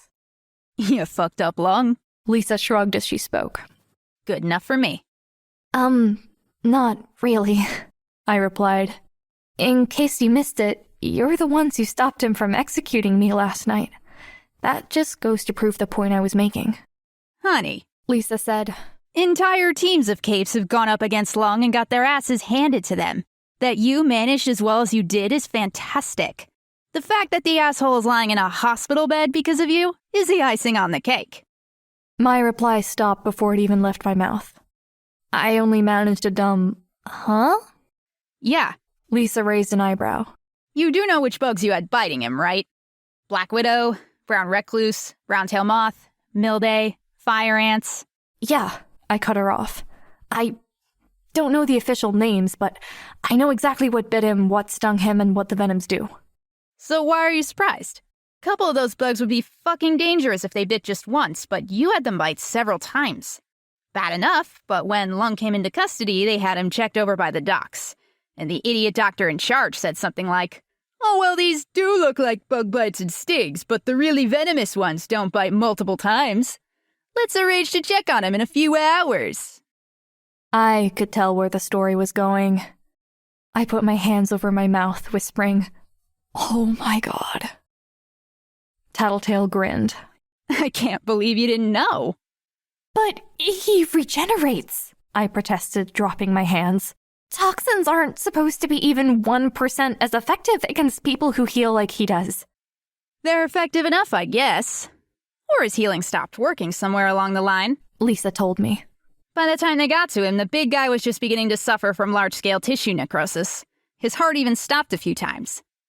You do remember where you had the bugs bite him? I closed my eyes. I could see my reputation going down the tubes. One of the spiders I'd been using was the brown recluse. Arguably the most dangerous spider in the United States, more than even the black widow. A single bite from a brown recluse could make a good chunk of the flesh around the bite blacken and rot away. I'd had my bugs biting Lung in the most sensitive parts of his anatomy. Let's just say that even with the ability to heal several times faster than your average person, Lung is going to be sitting down to use a toilet. Okay, that's enough. Brian stopped Lisa before she could go on. Lung is going to recover, right? With the look Brian was giving Lisa, I thought she might lie regardless of the truth. She shrugged and told me, "He's already recuperating. Slowly, but he's on the mend. And he should be in good working order in 6 months to a year." You'd better hope he doesn't escape. Alex said, his voice still quiet but bemused. Because if someone made my man bits fall off, I'd be out for blood. Brian pinched the bridge of his nose. Thank you for that, Alec. Way you two are going, our potential recruit is going to run off to have a panic attack before the idea of becoming an undersider even crosses her mind. How do you know this? I asked, within a heartbeat of the thought crossing my mind. When Brian turned my way with an expression like he thought he'd said something to offend me, I clarified. Tattletale, or Lisa, or whatever I'm supposed to call you. How do you know this stuff about Lung? Or about the fact that I was at the library? Or that the cape was on his way last night? Library? Brian interjected, giving Lisa another dark look. Lisa ignored Brian's question and winked at me. Girl's gotta have her secrets. Lisa's half the reason we haven't failed a job yet, Alex said. And our boss is a large part of the rest. Lisa finished for him. So you say, Brian grumbled. But let's not go there. Lisa smiled at me. If you want the full scoop, I'm afraid the details on what we do only come with team membership. What I can tell you is that we're a good group. Our track record is top-notch, and we're in it for fun and profit. No grand agenda, no real responsibility. I pursed my lips behind my mask. While I had picked up some info, I felt like I had a lot more questions. Who was this boss they mentioned? Was he or she setting up other teams of highly successful villains in Brockton Bay or elsewhere? What made these guys as effective as they were? And was it something I could steal or copy for myself? It wasn't like I was signing the deal in blood or anything. I stood to gain so much. All right then. Count me in, I told them.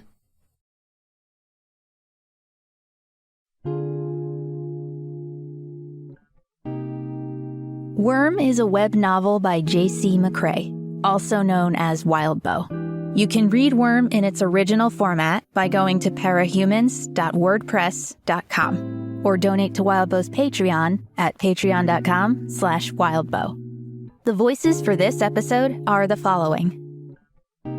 Taylor Hebert by Maia Harlap, also known as ParallelDimension. Crew by Greg Brewer, a.k.a. Black Knight. Tattletale by Valravn. Regent by Ewan O'Leary. This episode's audio was edited and processed by NightTheMystic and Valravn. Intro and outro music were written by 1T1 and Variety. If you would like to get involved in this project as a line collator, audio editor, voice actor, or interlude narrator, a link to our audition website and the Migration Broadcasting Discord server are in this episode's description, along with links to support the original author. Thanks for listening.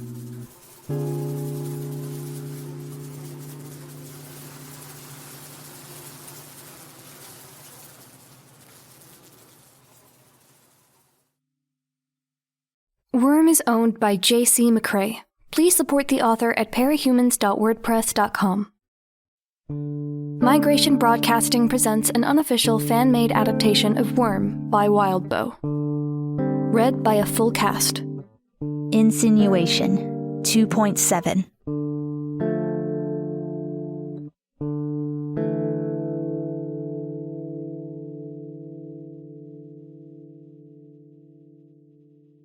As I agreed to join the Undersiders, there was some whooping and cheering. I felt a touch guilty for acting under false pretenses. I also felt pleased with myself in an irrational way. Where do we go from here? Lisa asked Brian. Not sure. Brian said. It's not like we've done this before. I suppose we should let Rachel know, but she said she might work today. If the new girl's okay with it, let's stop by our place, Lisa suggested. See if Rach is there, celebrate the new recruit, and get her filled in. Sure, I said. It's just a few blocks away. Brian said. But we would stand out if you came with in costume. I stared at him for a moment, not wanting to comprehend his statement. If I took too long to respond, I realized I would ruin this plan before it went anywhere. Whatever the case, I could have kicked myself. Of course, this was the natural progression of events. Joining their team would mean I would be expected to share my identity, since they already had. Until I did, they wouldn't be able to trust me with their secrets. I could have blamed the lapse in judgment and foresight on my lack of sleep, or the distraction of the events earlier in the day, but that didn't change matters. I had maneuvered myself into a corner. All right, I said, sounding calmer than I felt. I hoped. This costume is kinda uncomfortable under clothes. Can I get some privacy? You want an alley, or? Lisa asked, trailing off. I'll change here, just take a minute, I said, impulsively, as I glanced around. The buildings on the street were mostly 1 and 2 stories tall, with the only buildings taller than the one we were on being the one half a block away and the one right next to us. There weren't any windows on the building next to us, with a great angle for seeing me change, and I doubted anyone on the distant building could see me as more than a figure 2 inches tall. If someone could see me change out of costume and make out enough details to identify me, I'd be surprised. As the 3 of them headed to the fire escape, I pulled out the clothes I'd stuffed into the backpack. Armor panels aside, my costume was essentially one piece, with the exceptions being the belt and the mask. I kept the mask on as I undid the belt and peeled off the main costume. I wasn't indecent. I was wearing a black tank top and black biking shorts underneath, in part for extra warmth. Silk wasn't the best insulator on its own. I stepped into my jeans and pulled on the sweatshirt, then rubbed my arms and shoulders to brush off the mild chill. I put my costume and the plastic lunchbox in my backpack. I felt a stab of regret at not having chosen better clothes to wear than a loose-fitting sweatshirt and jeans that were too big for me. that regret quickly turned to a pang of anxiety. What would they think when they saw the real me? Brian and Alec were good-looking guys in very different ways. Lisa was, on the sliding scale between plain and pretty, more pretty than not. My own scale of attractiveness, by contrast, put me somewhere on a scale that ranged from nerd to plain. My opinion of where I fit on that scale changed depending on the mood I was in when I was looking in the mirror. They were cool, confident, assured people. I was me. I stopped myself before I could get worked up. I wasn't regular old Taylor here. In the here and now, I was the girl who had put Lung in the hospital. Accidental as it was. I was the girl who was going undercover to try and get the details on a particularly persistent gang of supervillains. I was, until I came up with a better name to go by, Bug, the girl the Undersiders wanted on their team. If I said I made my way down the fire escape filled to the brim with confidence, I'd be lying. That said, I had managed to hype myself up enough to get myself down the ladder. Mask still on, costume in my bag. I stood before them, glanced around to make sure nobody else was around, and then pulled off my mask. I had a few terrifying heartbeats where I was half blind, their facial features just smudges, before I put on the glasses I had in my bag. "Hi," I said, lamely, using my fingers to comb my hair back in order. "I guess it wouldn't work if you kept calling me Bug or New Girl. I'm Taylor." Using my real name was a big gamble on my part. I was afraid it would be another thing I would be kicking myself for 5 minutes from now, much like the realization that I'd have to go uncostumed. I rationalized it by telling myself that I was already in this wholesale. Being truthful about that one thing might well save my hide if any of them decided to do some digging on me, or if I ran into someone I knew while in their company. I hoped, that by the time this whole thing was over, I could maybe pull some strings with someone like Armsmaster and avoid having them leak my real name. Not impossible to imagine, given the level of security around some of the prisons they had for criminal parahumans. In any event, I would cross that bridge when I got to it. Alec offered the slightest roll of his eyes as I introduced myself, while Brian just grinned. Lisa, though, put one of her arms around my shoulders and gave me a one-armed squeeze of a hug. She was a little older than I was, so she was just tall enough to be at the perfect height to do it. What caught me off guard was how nice the gesture felt. Like I had been needing a hug from someone who wasn't my dad for a long time. We walked deeper into the docks as a group. While I had lived on the periphery of the area my entire life, and while most people would say the neighborhood I lived in was part of the docks, I had never really been in the areas that gave the city such a bad reputation. At least, I hadn't if I discounted last night, and it had been dark then. It wasn't an area that had been kept up, and kind of gave off an impression of a ghost town, or what a city might look like if war or disaster forced people to abandon it for a few years.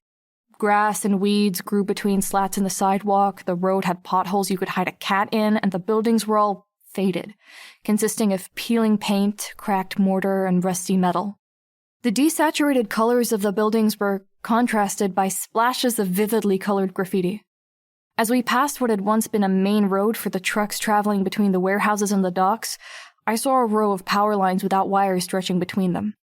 At one point, weeds had crawled most of the way up the poles, only to wither and die at some point. Now each of the poles had a mess of dead brown plants hanging off of them. There were people, too, though not too many were out and about. There were those you expected, like a homeless bag lady with a grocery cart and a shirtless old man with a beard nearly to his navel collecting bottles and cans from a dumpster. There were others that surprised me. I saw a woman that looked surprisingly normal, in clothes that weren't shabby enough to draw attention, herding 4 near-identical infant children into a factory building with a faded sign. I wondered if they were living there, or if the mom was working there and just couldn't do anything with her kids but bring them with her. We passed a 20-something artist and his girlfriend, sitting on the sidewalk with paintings propped up around them. The girl waved at Lisa as we walked by, and Lisa waved back. Our destination was a red brick factory with a massive sliding metal door locked shut by a coil of chain. Both the chain and door had rusted so much that I expected that neither offered any use. The size of the door and the broadness of the driveway made me think that large trucks or small boats would have been backed up through the entryway back in the factory's heyday. The building itself was large, stretching nearly half the block, 2 or 3 stories tall. The background of the sign at the top of the building had faded from red to a pale orange-pink, but I could make out the bold white letters that read, Redmond Welding.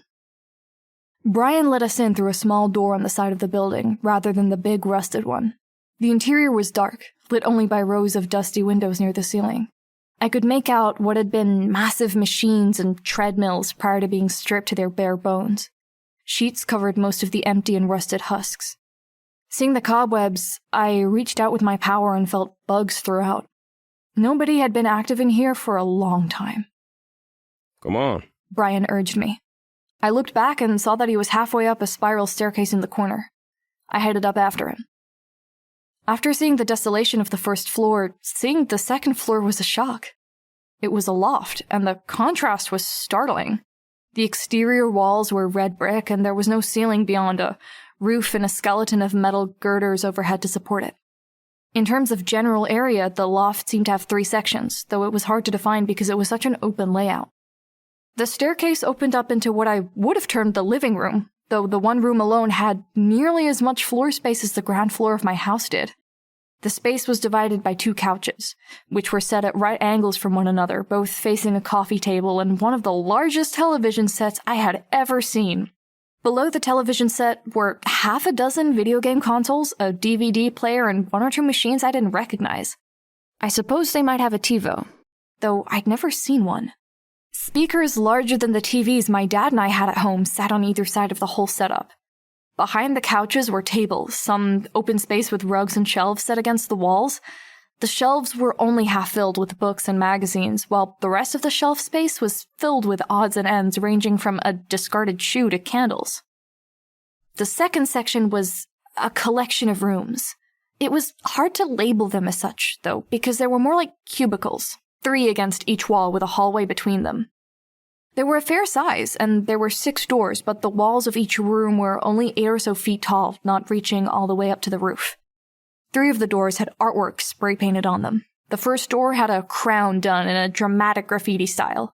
The second door had the white silhouette of a man and a woman against a blue background, mimicking the men's and women's washroom sign that were so common.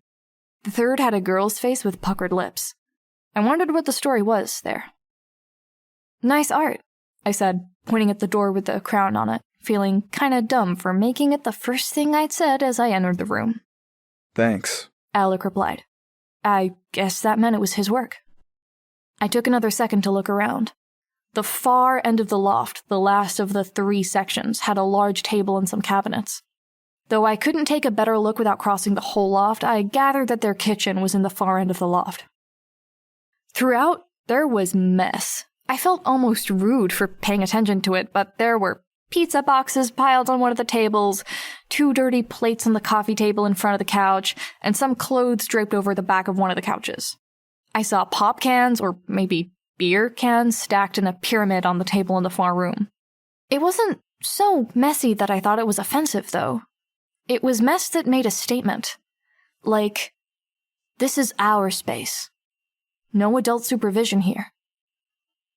I'm jealous, I admitted, meaning it. Dork. Alex said. What are you jealous for? I meant it's cool, I protested, a touch defensively. Lisa spoke before Alec could reply. I think what Alec means is that this is your place now, too. This is a team space. And you're a member of the team now. Oh, I said, feeling dumb. Lisa and Alec headed to the living room while Brian walked off to the far end of the loft. When Lisa gestured for me to follow her, I did. Alec lay down, taking up an entire couch, so I sat on the opposite end of the couch from Lisa. The rooms, Lisa said. Far side, in order of closest to farthest, are Alec, bathroom, mine. That meant Alec's room was the one with the crown, and Lisa's door had the face with the puckered lips. She went on. On the side closer to us, Rachel's room, Rachel's dog's room, and the storage closet. Lisa paused, then glanced at Alec and asked, You think she... Duh. Alec cut her off. What? I asked, feeling lost. We'll clean out the storage closet, Lisa decided. So you have a room. I was taken aback. You don't have to do that for me, I told her. I've got a place. Lisa made a face, almost pained. She asked me, Can't we just do it anyways and not make a fuss? It'd be a lot better if you had your own space here. I must have looked confused because Alec explained, Brian has an apartment and was pretty firm about not needing or wanting a room here, but he and Lisa have been arguing regularly because of it. He has nowhere to sleep but the couch, and if he gets hurt, he can't go to his place, and there's no place to put his stuff, so it gets left all over. Take the room. You'll be doing us a favor. Okay, I said. I added, thank you, as much for the explanation as for the room itself. Last time he went up against Shadowstalker, he came back here and bled all over a white couch. Lisa groused. $900 couch, and we had to replace it. Fucking Shadowstalker. Alec commiserated. Brian came back from the other end of the loft, raising his voice to be heard as he approached. Rach is not here, and neither are her dogs. Supposed to be walking them or working. Damn it. I get stressed when she's out. He approached the couches and saw Alec sprawled on the one. Move your legs, Brian told him. I'm tired. Sit on the other couch. Alec mumbled, one arm over his face. Brian glanced at Lisa and I, and Lisa scooted over to make room. Brian glared down at Alec and then sat between us girls. I shifted my weight and tucked one leg under me to give him room. So, Brian explained. Here's the deal. $2,000 a month just to be a member of the team. That means you help decide what jobs we do, you go on the jobs, you stay active. You're available if we need to call. I don't have a phone, I admitted. We'll get you one. He said, like it wasn't even a concern. It probably wasn't. We generally haul in anywhere from $10,000 to $35,000 for a job. That gets divided 4 ways, 5 ways now that you're on the team. I nodded, then exhaled slowly. It's not small change. Brian nodded, a small smile playing on his lips. Nope. Now how on the ball are you as far as knowing what we're up against? I blinked a few times, then hedged. For other local capes, I've done research online, read the Cape magazines religiously for a few years, more since getting my powers. But I don't know, if the past 24 hours have taught me anything, it's that there's a lot I don't know and will only find out the hard way. Brian smiled. I mean, really smiled. It made me think of a boy rather than a nearly grown man. He replied, Most don't get that, you know. I'll try to share what I know so you aren't caught off guard, but don't be afraid to ask if there's anything you're not sure about, all right?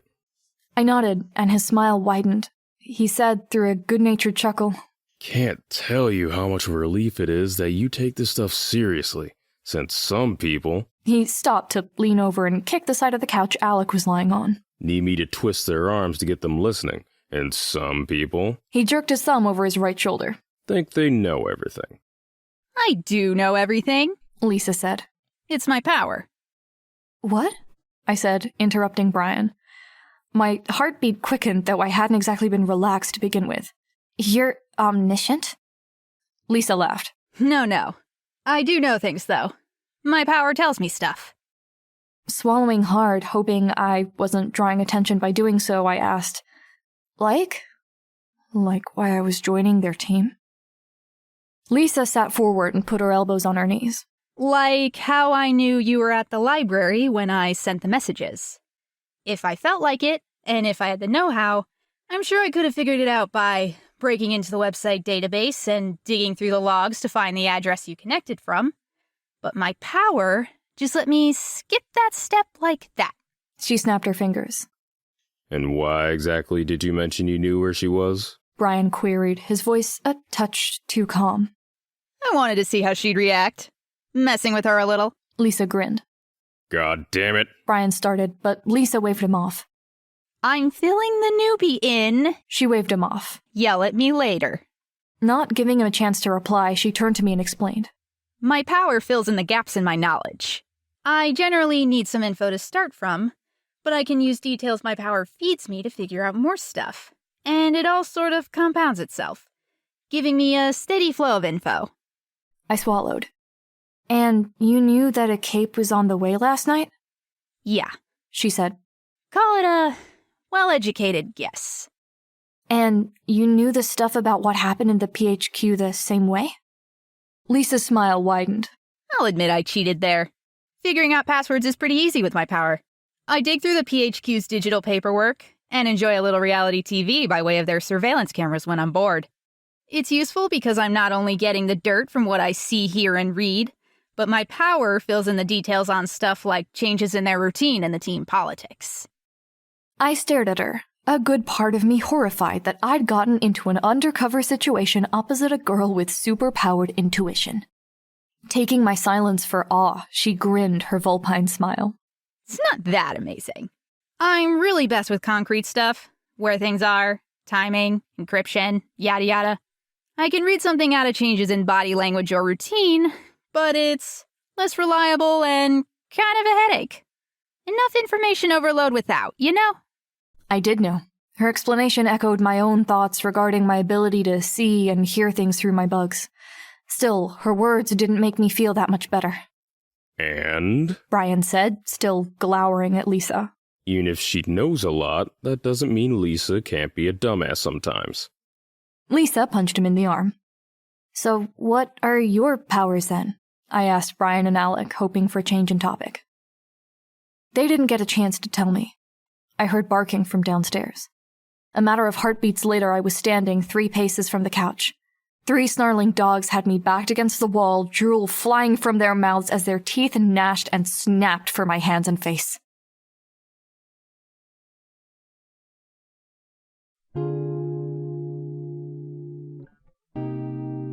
Worm is a web novel by J.C. McCrae, also known as Wildbow. You can read Worm in its original format by going to parahumans.wordpress.com or donate to Wildbow's Patreon at patreon.com/wildbow. The voices for this episode are the following. Taylor Hebert by Maia Harlap, also known as ParallelDimension. Crew by Greg Brewer, a.k.a. Black Knight. Tattletale by Valravn. Regent by Ewan O'Leary. This episode's audio was edited and processed by glisteningsunlight and Valravn. Intro and outro music were written by 1T1 and Variety.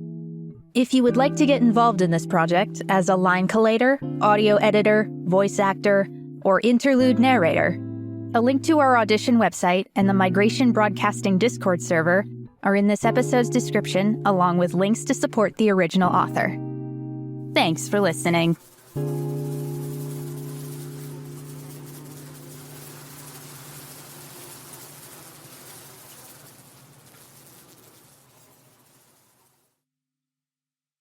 Worm is owned by J.C. McCrae. Please support the author at parahumans.wordpress.com. Migration Broadcasting presents an unofficial fan-made adaptation of Worm by Wildbow. Read by a full cast. Insinuation 2.8.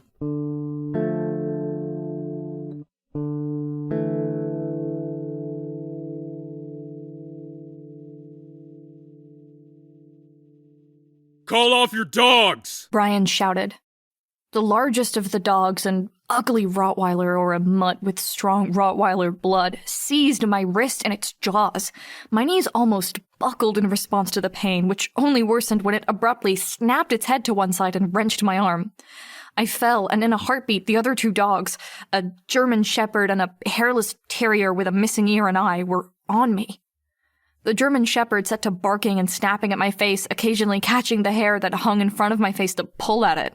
The other started raking at me with its claws and nipping with its teeth, trying to find somewhere on my legs, body, or backside that it could set its teeth into.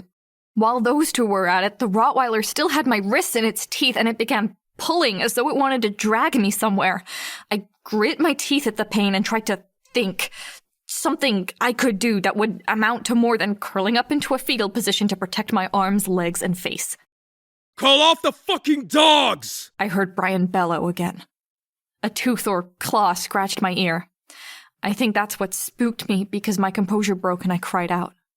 Just a second or two later, a much longer span of time than it sounds like when a pack of dogs is tearing at you, there was a whistle. Hearing the noise, the dogs abruptly backed off.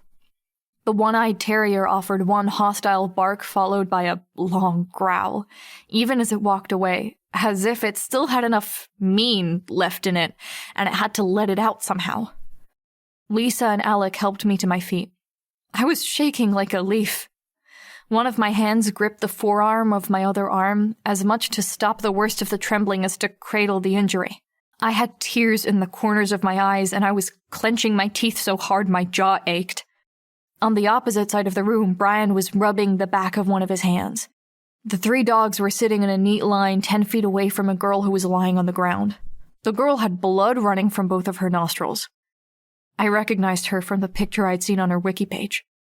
Rachel Lint. Hellhound. Bitch.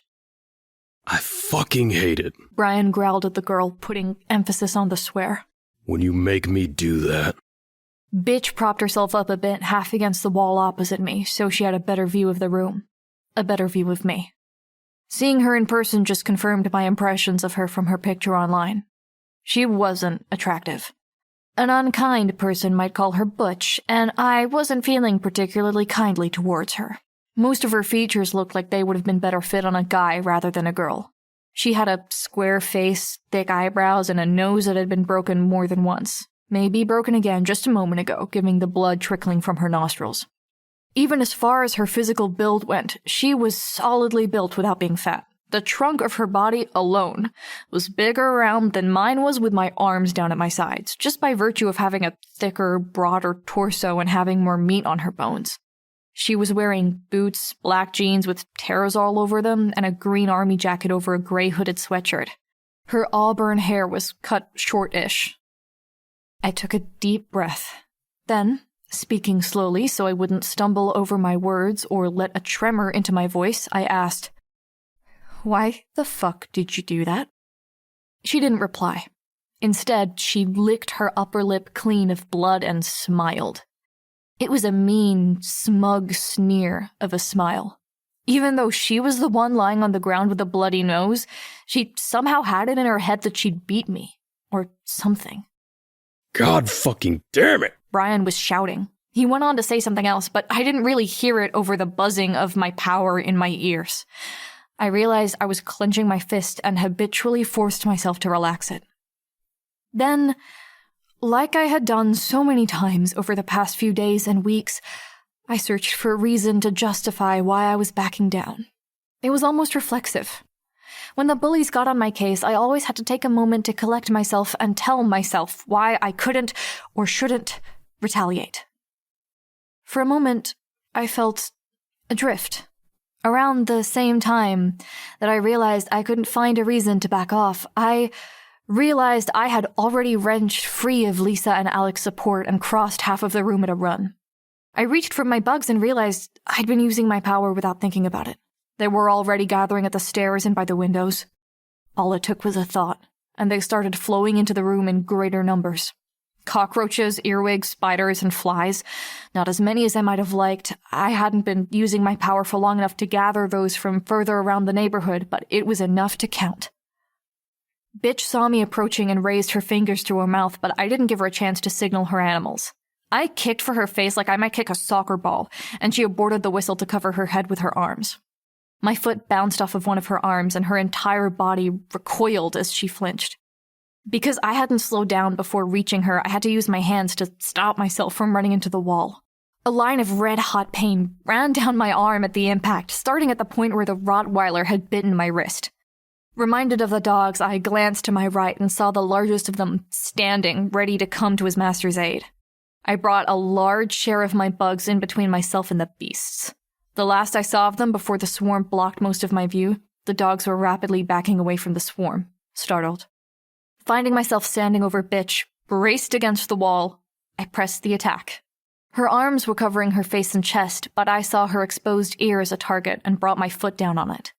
Her head bounced against the floor and blood bloomed from the top of her ear. The sight of blood almost stopped me. but I knew that backing down now would give her a chance to set them on me again with a whistle. My toe found her exposed stomach, and as she drew her knees upward to protect her belly, I aimed a sharp kick between her legs. I managed to get kicks to connect firmly with ribs 3 times before she brought an elbow down to protect it. I didn't get a chance to do any more damage, because the dogs had gotten over their fear of the bugs and were closing in, circling around me and Bitch as the swarm extended. I abandoned my assault on Bitch to step away and face them. I knew I could set my bugs on them, but something told me the dogs weren't about to yelp and run away while their master was being hurt. I might have the swarm attack them, but if the pain of the bites and stings didn't stop them, they'd attack me, and I'd be in the same situation I'd been in a minute ago. I doubted Bitch would call them off a second time. A shadow fell over my vision, like a jet-black curtain sweeping in front of me, blocking my view of half the room and the dogs. It dissolved into wisps of black smoke a second later, and I was startled to see Brian right in front of me, between me and the dogs. Enough, he intoned. The little one-eared cyclops of a terrier snarled at him in response. There was a sound I didn't recognize. It was only when Bitch tried again, more successfully, that I realized the first sound had been a weak attempt at a whistle. The dogs looked to their master and then retreated, still edging away from the swarm. I backed away a little as well, being careful to keep Brian between myself and the mongrels. Bitch coughed, then raised her head to look me in the eye. She rubbed her ear with one hand, and her palm was red with blood as she pulled it away. As the German shepherd approached her, she rested the same hand on its head.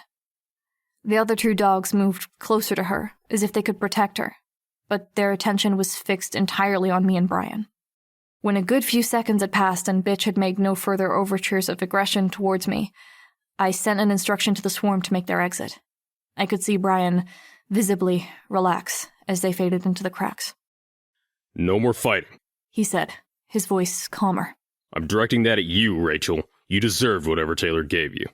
She glared at him, coughed once, and then glanced at the other 2 before turning her angry gaze to the floor. Taylor, come sit down. I promise we'll... No. I interrupted him. Fuck this. Fuck you guys. Taylor. You said she wasn't cool with me joining. You never said she was pissed off enough to try and kill me. Bitch and Brian started speaking at the same time, but Brian stopped when she started coughing. As her coughing fit subsided, Bitch looked up at me and snarled. If I'd ordered them to kill you, Brutus would have torn out your throat before you could scream. I gave them the hurt command. I laughed a little, just a little more high-pitched than I would have liked. That's great. She has her dogs trained to hurt people. Seriously? Fuck you guys. Count this as another failed recruitment. I headed for the stairs, but I didn't get 2 steps before that curtain of black appeared again, blocking my way. Brian's powers in the wiki had been listed as darkness generation. I knew where the stairs and the railing for the stairs was, so I put my hand in front of me to make sure I wasn't walking into an opaque force field, and on finding it to be more like smoke, I kept moving. As I entered it, the blackness slithered over my skin, oily, with a weird consistency to it, combined with an absolute lack of light that left me unable to tell whether my eyes were open or shut. It was ominous. As my hands made contact with the railing, a pair of hands settled on my shoulders. I wheeled around and knocked them away, my voice raised as I half-shouted, "Back off!" Except the words barely reached me. The sound echoed, as if from a distant place, and had a hollowness to it that made me think of someone shouting from the bottom of a deep well. The darkness didn't just block off the light. It swallowed up noises as well. I'd let go of the railing when I turned to face the other person in the darkness, and I had a moment's panic when I realized I couldn't tell where the stairs were anymore. The texture of the darkness was inconsistent, making it hard to identify the full scope of my movements. I was reminded of those times I'd been underwater and lost track of which direction the surface was. I could tell which way was up, sure, but that was about it. Sensory deprivation. When those 2 words came to my mind, I felt myself relax more. Brian's power mucked with your senses. Sight, hearing, touch. I wasn't limited to those 3. Reaching out with my power, I identified where all of the bugs in the loft and the factory below were. Using them to ground myself like a sailor might use the constellations, I figured out where the stairs should be and found the railing. The hands hadn't grabbed for me again, so I hurried down the stairs and out of the oppressive darkness. I was only a few paces from the door when Brian called for me. Taylor! When I turned to face him, I saw he was alone. "You're going to use your power on me again?" I asked, wary, angry. No. Not in the open, not uncostumed, and not on you. It was stupid of me to do it in the first place. I wasn't thinking. I just wanted to stop you from bolting. I can barely tell it's there, and so I forgot how it can affect other people. I started to turn away, ready to walk, but Brian took a quick step in my direction and I stopped. Brian tried again. Look, I'm sorry. About using my power on you, about bitch. I cut him off before he could get any further. "You don't have to worry. I won't tell anyone what you guys showed me tonight. I won't be attacking you guys if I run into you in costume. I'm pissed, but I'm not that pissed." I wasn't sure how much of that was a lie, but it seemed like the right thing to say. When he didn't say anything in response, I added, "You guys offered me a choice. I could take the money and go, or I could join. Let me change my mind. After what your teammate just did, you owe me that much." If it were up to me, I'd kick bitch out and keep you. Brian spoke. His words were like a bucket of water in my face, waking me up. I'd been pissed, furious, and why? Because I'd felt betrayed and disappointed. The irony of that, given my whole reason for being there in the first place, didn't escape me. I wouldn't have been as disappointed and betrayed as I was if I didn't enjoy their companionship on some level. Here Brian was, expressing similar sentiments from the other side of things. I let out a long sigh. I guessed, "But you won't?" It's complicated. As much as I want you on the team, we count on the boss for our allowances, information, equipment, and for fencing anything we steal. We count on her to deploy our heavy hitters. We would lose all of that if we kicked her out. I became I almost said superhero. Cape. To get away from that shit. From assholes like bitch. There was also the fact that Tattletale spooked me, but I couldn't say that out loud. Come back inside, Taylor. Please. I personally guarantee I won't let her pull another stunt like that or I'll quit the team. You're hurt, you're bleeding, your clothes are ripped, and you left your bag with the money upstairs. I'm trained in first aid. At least let us patch you up and get you some new clothes. I glanced down at my arm. I had my right hand clasped around my other wrist, and there was blood on the sleeve of my sweatshirt. And my costume was still upstairs? Fuck. Fine, I sighed. But just so you know, I'm only coming back there because she doesn't want me to. I quit, she wins, and I'm not fucking having that. Brian smiled and opened the door for me. I'll take what I can get.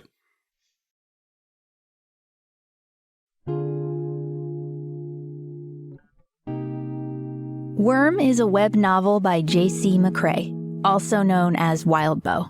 You can read Worm in its original format by going to parahumans.wordpress.com or donate to Wildbow's Patreon at patreon.com/wildbow. The voices for this episode are the following. Taylor Hebert by Maia Harlap, also known as ParallelDimension. Crew by Greg Brewer, a.k.a. Black Knight. Rachel Lint, also known as Bitch, by Discarnate.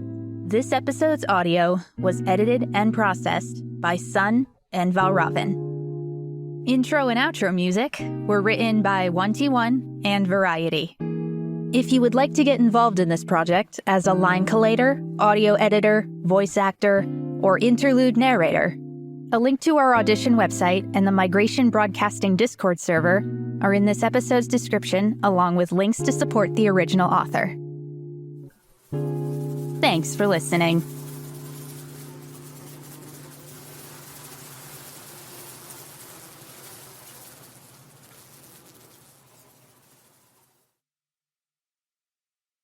Worm is owned by J.C. McCrae.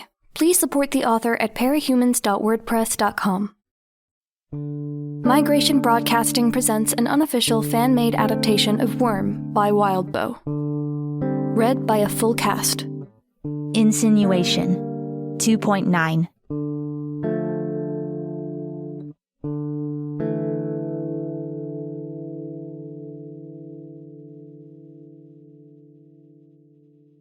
As Brian and I returned to the loft, I felt more than a little apprehensive. It wasn't just that I was going to be around Bitch again, but I was also having to face Lisa and Alec. After shouting and talking about quitting the team, I was turning around and going back.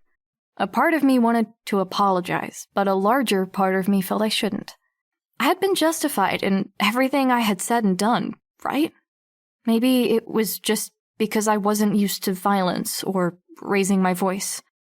As I'd feared, there was a bit of an awkward silence as we reached the top of the stairs. Bitch was sitting in a chair beside one of the tables, her dogs nowhere to be seen. As she saw me, she scowled but didn't say anything. Alec grinned as I came back, but I couldn't decide if it was because he was glad or if it was at my expense. I didn't know him well enough to guess either way. Glad you came back, Lisa told me, a bit of a smile on her face. Alec, can you go get the first aid kit? It might be in the storage closet. While Alec did that, Brian sat me down on the arm of the couch and I pulled off my sweatshirt to get a better look at the damage. I pulled the bottom of my tank top up around my ribs to get a look at where one of the dogs had been going at my stomach and back. My clothes had taken most of the damage, and I'd only suffered 3 or 4 shallowish scrapes. There was bruising and some raw areas where I felt tender, but I figured I'd recover from that in a day or 2. I had a cut on my ear, which would be harder to hide, but I was pretty sure I could keep the incident from my dad without him raising hell. There was only one spot of real damage, a puncture where it looked like a fang had buried itself deep in the top of my forearm and then dragged an inch or so down towards my wrist as it made its exit. The area around it was already turning colors with bruising. I wasn't sure how deep the puncture was, but I was pretty sure it should have been hurting more than it did.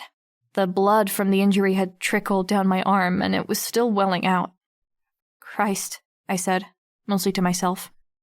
That was awesome, you know. Alec told me, as he returned with the first aid kit. I didn't think you had it in you to kick someone's ass. I glared at him, but he just sat on the back of the sofa, his legs kicking like an excited kid. I think we're going to clean that and stitch it. Tattletale's power should give us a better sense of whether stitches are necessary, Brian said, quietly. All right, I agreed. I would hardly describe getting stitches as a bonding experience, but Bitch more or less stayed quiet throughout the process. We were both sat down and told to sit still while Brian both cleaned and sewed up the hole in my arm and the tear my kick had made in Bitch's ear. Brian insisted I take 2 Tylenol, though the pain was still limited to a mild ache in my arm. I grudgingly obliged. I'd never liked taking pills, and never felt they made a real difference. You have first aid training? I inquired, to make conversation and break the silence. Alec complained. We all do. Brian made us all take a comprehensive class less than a week after we were gathered as a team. Such a pain in the ass, believe me. He'll make you do it too. I already did, I admitted. One of the first things I did. I jumped a little at a snarling from my left, but it was just Rachel cussing as Lisa taped a cotton pad to her ear. Brian just looked at me and flashed that boyish smile again. I looked away, embarrassed that a guy like him would get pleased like that on my account. He got up to head to the bathroom, garbage from the bandages, sutures, cotton swabs, and ointments in his hands. With Brian gone and Lisa absorbed in trying to patch up Bitch's ear, I was left with Alec. To make conversation, I said, Alec, you were going to tell me what you do. You go by Regent, right? The name is a long story, but what I do is this. He looked over his shoulder at Brian, who was returning from the washroom with a damp washcloth in hand. Brian, mid-stride, stumbled and fell onto the floor. Way to look good in front of the new girl, Gimpy. Alec mocked his teammate, laughing. Grateful for the break in tension, I couldn't help but laugh too. While Alec continued laughing, Brian got to his feet and ran up to the smaller boy, at which point he got Alec in a headlock and began punching him in the shoulder repeatedly. This abuse only made Alec laugh harder in between his cries of pain. Lisa turned to me, smiling at the prank and play fighting between the boys. It's a bit complicated to explain, but basically, Alec can get into people's nervous systems. This lets him fire off impulses that set off reflexes or make body parts jerk into motion. It's not a dramatic power, but with timing, he can make someone fall over mid-step, drop something, lose their sense of balance, or pull the trigger on a gun. I nodded, absorbing the information. It sounded very underwhelming to me, but I was willing to admit I could be underestimating it. Well, I said, after a long pause, I think I pretty much get what everyone can do, then. Correct me if I'm wrong, but Bitch can turn those dogs into those freakish monsters I saw the other night? Sitting a few feet away, Bitch muttered. They aren't freakish. Lisa answered my question, ignoring her. Rachel can do it with any dog, actually, she said, stressing the name. And no code names when we're not in costume, okay? Get in the habit of using the right name at the right times, and it's that much harder to slip. It was hard to think of Rachel by her real name. Bitch seemed really fitting, given the stunt she had pulled. I apologized to Lisa. Sorry. Lisa gave a small nod in response, then told me, she can use her power on any dog, but only Brutus, Judas, and Angelica are trained well enough that they'll listen to her when they're pumped up. Ah, so that was it. And Brian makes that oily darkness that screws up your hearing. The Parahumans wiki said it was darkness generation. Brian smiled. I put that into the wiki myself. It's not wrong, but it does catch people off guard when they think they know what you can do and there's something more to it. Lisa added, it's not just hearing. It also cuts off radio signals and dampens the effects of radiation. That's what her power tells her anyways. Haven't had much of a chance to test that part of things. I get by as is. Brian said. He turned his palm up and created a handful of the darkness. It was like smoke, but so absolutely black that there was no texture to it. It was like someone had taken a scalpel to reality, and the blackness was what was there when everything else was gone. I couldn't even gauge the dimensions of it unless I looked at it from a different perspective. Even then, with the way the darkness shifted and billowed like smoke, it was hard to judge the shape. More of it just kept pouring from his hand, climbing upwards to cover the top of the room. As the light from the windows near the upper edges of the room and the fluorescent bars on the ceiling was cut off, the room got a great deal darker. He closed his hand into a fist, and the darkness thinned out and disintegrated into strands and tatters, and the room brightened again. I looked at the light coming in from the windows and was surprised it wasn't later. What time is it? I asked. 19 minutes before 5, Lisa said. She didn't look at a watch or a clock as she said it, which was unsettling. It was a reminder that her power was constantly available to her. Brian asked me, do you have somewhere you need to be? Home, I guess, I admitted. My dad will wonder where I am. Call him, Lisa suggested. Now that the introductions are over with, you can just hang out for a bit if you want. We could order pizza, Alex suggested. Then when Lisa, Brian, and Bitch all made faces, he added, or maybe everyone's sick of pizza and we could order something else. Stick around? Brian made it a question. I glanced at Bitch. She was sitting on the table behind one of the couches and looking like a mess, with a bloody bandage over one ear, blood smeared below her nose and lip, and a bit of green around the gills that suggested she was feeling a little worse for wear. With her in that state, I didn't feel particularly threatened. Staying meant I could work to get things more copacetic and maybe dig for a bit more information. I'd also missed socializing with people, even if it was under false pretenses with a group that included an apparent sociopath. It had been a sucky day, just chilling out sounded good. Okay, I decided. Yeah, I think I'd like to. Phone's in the kitchen, if you want to call your dad, Lisa said. I looked over my shoulder as I headed across the loft. The others got settled on the couches, with Alec turning on the TV while Lisa and Brian took a second to clean up. I found the phone and dialed my dad. Hey, Dad, I said, when I heard the phone being picked up. Taylor, are you all right? He sounded worried. It was unusual, I supposed, my not being home when he got back from work. I'm fine, Dad. Is it cool if I hang out with some people tonight? There was a pause.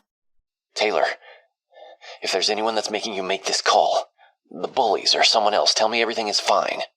If you're not in trouble, tell me your mother's full name. I felt momentarily embarrassed.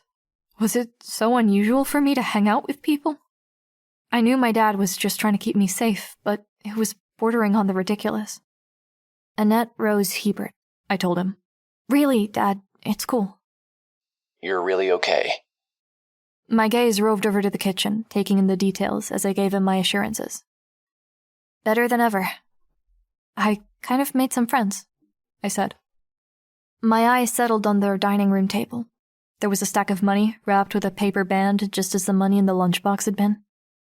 Beside the money, plain as day, was the dark gray metal of a handgun.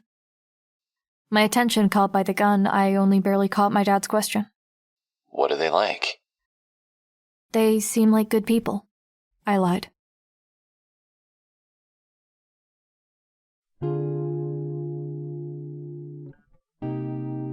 Worm is a web novel by J.C. McCrae, also known as Wildbow.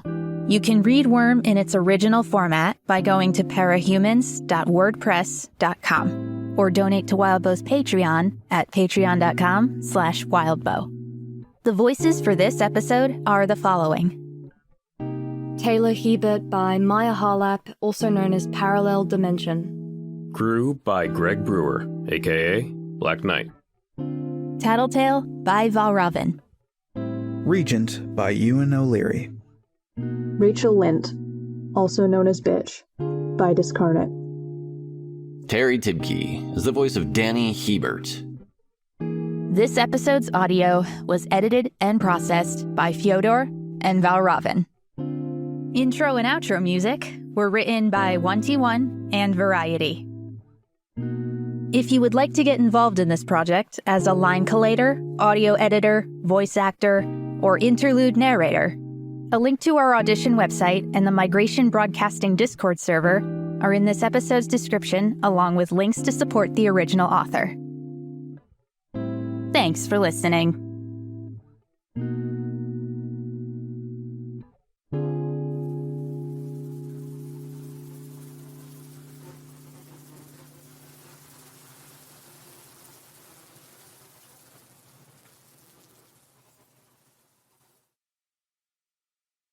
Worm is owned by J.C. McCrae. Please support the author at parahumans.wordpress.com. Migration Broadcasting presents an unofficial fan-made adaptation of Worm by Wildbow. Read by a full cast. Insinuation 2.x.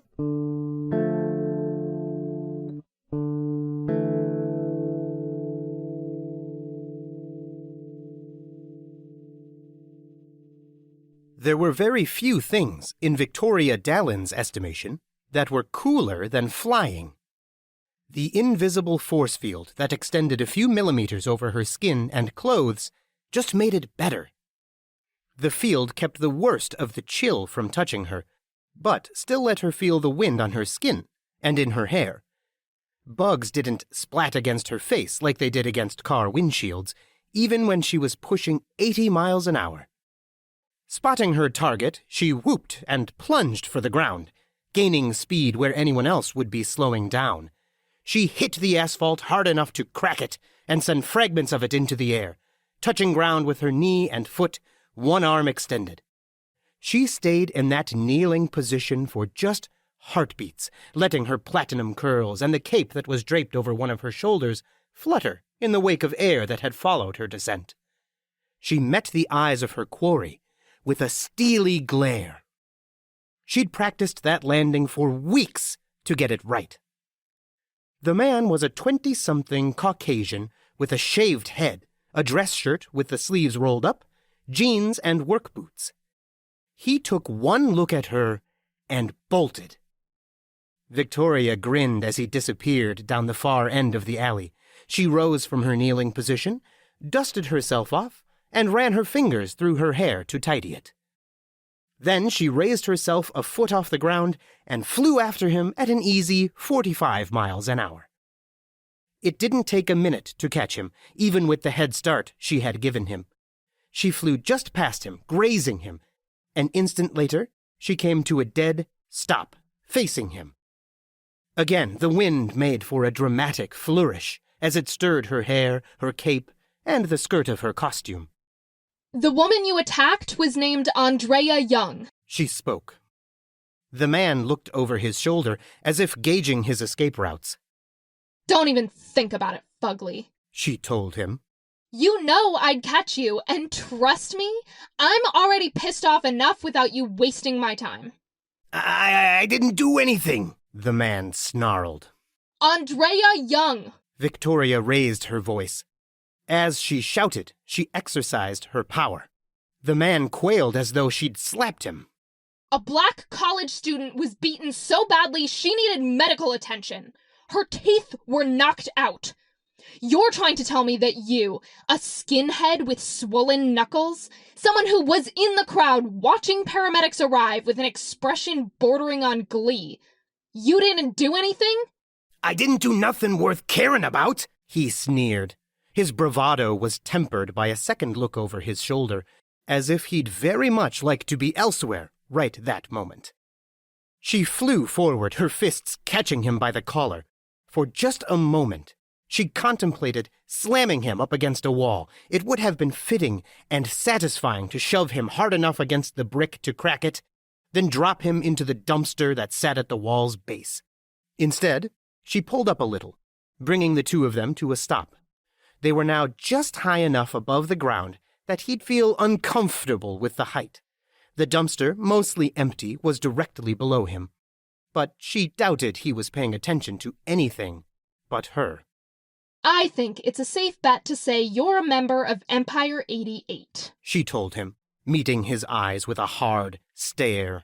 Or at least you've got some friends who are. So here's what's going to happen. You're going to either tell me everything the Triple E's have been up to, or I'm going to break your arms and legs and then you're going to tell me everything. As she spoke, she ratcheted up her power. She knew it was working when he started squirming just to avoid her gaze. Fuck you! You can't touch me! There's laws against that shit! He blustered, staring fixedly over one shoulder. She turned up her power another notch. Her body thrummed with current, waves of energy that anyone in her presence would experience as an emotional charge of awe and admiration. For those with a reason to be afraid of her, it would be a feeling of raw intimidation instead. Last chance, she warned him. Unfortunately, fear affected everyone differently. For this particular asshole, it just made him dig in his heels and become obstinate. She could see it in his body language before he opened his mouth. This was the sort of guy who reacted to anything that spooked or unsettled him with an almost mindless refusal to bend. "Lick my hairy, sweaty balls," he snarled before punctuating it with a spat. "Cunt!" She threw him. Since she could bench press a cement mixer, though it was hard to balance something so large and unwieldy, even a casual toss on her part could get some good distance. He flew a good 25 or 30 yards down the black road before hitting the asphalt and rolled for another 10. He was utterly still, for long enough that Victoria had begun to worry that he'd somehow snapped his neck or broken his spine as he'd rolled. She was relieved when he groaned and began to pull himself to his feet. "Ready to talk?" she asked him, her voice carrying down the alley. She didn't move forward from where she hovered in the air, but she did let herself drop closer to the ground. Pressing one hand against his leg to support himself as he straightened up, he raised his other hand and flipped her the bird, then turned and began to limp down the alley. What was this asshole thinking? That she would just let him go? That, what, she would just bend to his witless lack of self-preservation? That she was helpless to do any real harm to him? To top it off, he was going to insult her and try to walk away? "Screw you two," she hissed through her teeth. Then she kicked the dumpster below her hard enough to send it flying down the road. It rotated lazily through the air as it arced towards the retreating figure, the trajectory and rotation barely changing as it knocked him flat. It skidded to a halt 3 to 5 yards beyond him, the metal sides of the dumpster squealing and sparking as it scraped against the asphalt. This time, he didn't get up. "Fuck," she swore. "Fuckity, fuck." She flew to him and checked for a pulse. She sighed, then headed to the nearest street. She found the street address, grabbed her cell phone from her belt, and dialed. "Hey, sis?" "Yeah, I found him. That's, sort of the problem. Yeah. Look, I'm sorry. Okay, can we talk about this later? Yeah. I'm at Spader and Rock. There's this little road that runs behind the buildings. Downtownish, yeah. Yeah? Thanks. Victoria returned to the unconscious skinhead, checking his pulse, and listened intently for changes in his breathing. It took a very long 5 minutes for her sister to arrive. Again, Victoria? The voice disturbed her from her contemplations. Use my codename, please, Victoria told the girl. Her sister was as different from her as night was from day. Where Victoria was beautiful, tall, gorgeous, blonde, Amy was mousy.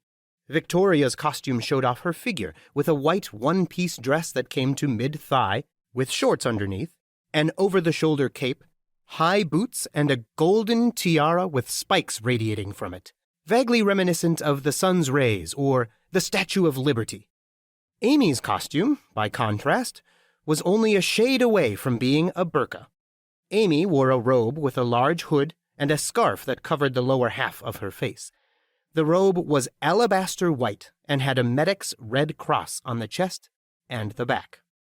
Our identities are public, Amy retorted, pushing the hood back and scarf down to reveal brown, frizzy hair and a face with freckles spaced evenly across it.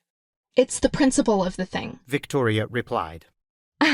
You want to talk about principles, Glory Girl? Amy asked, in the most sarcastic tone she could manage.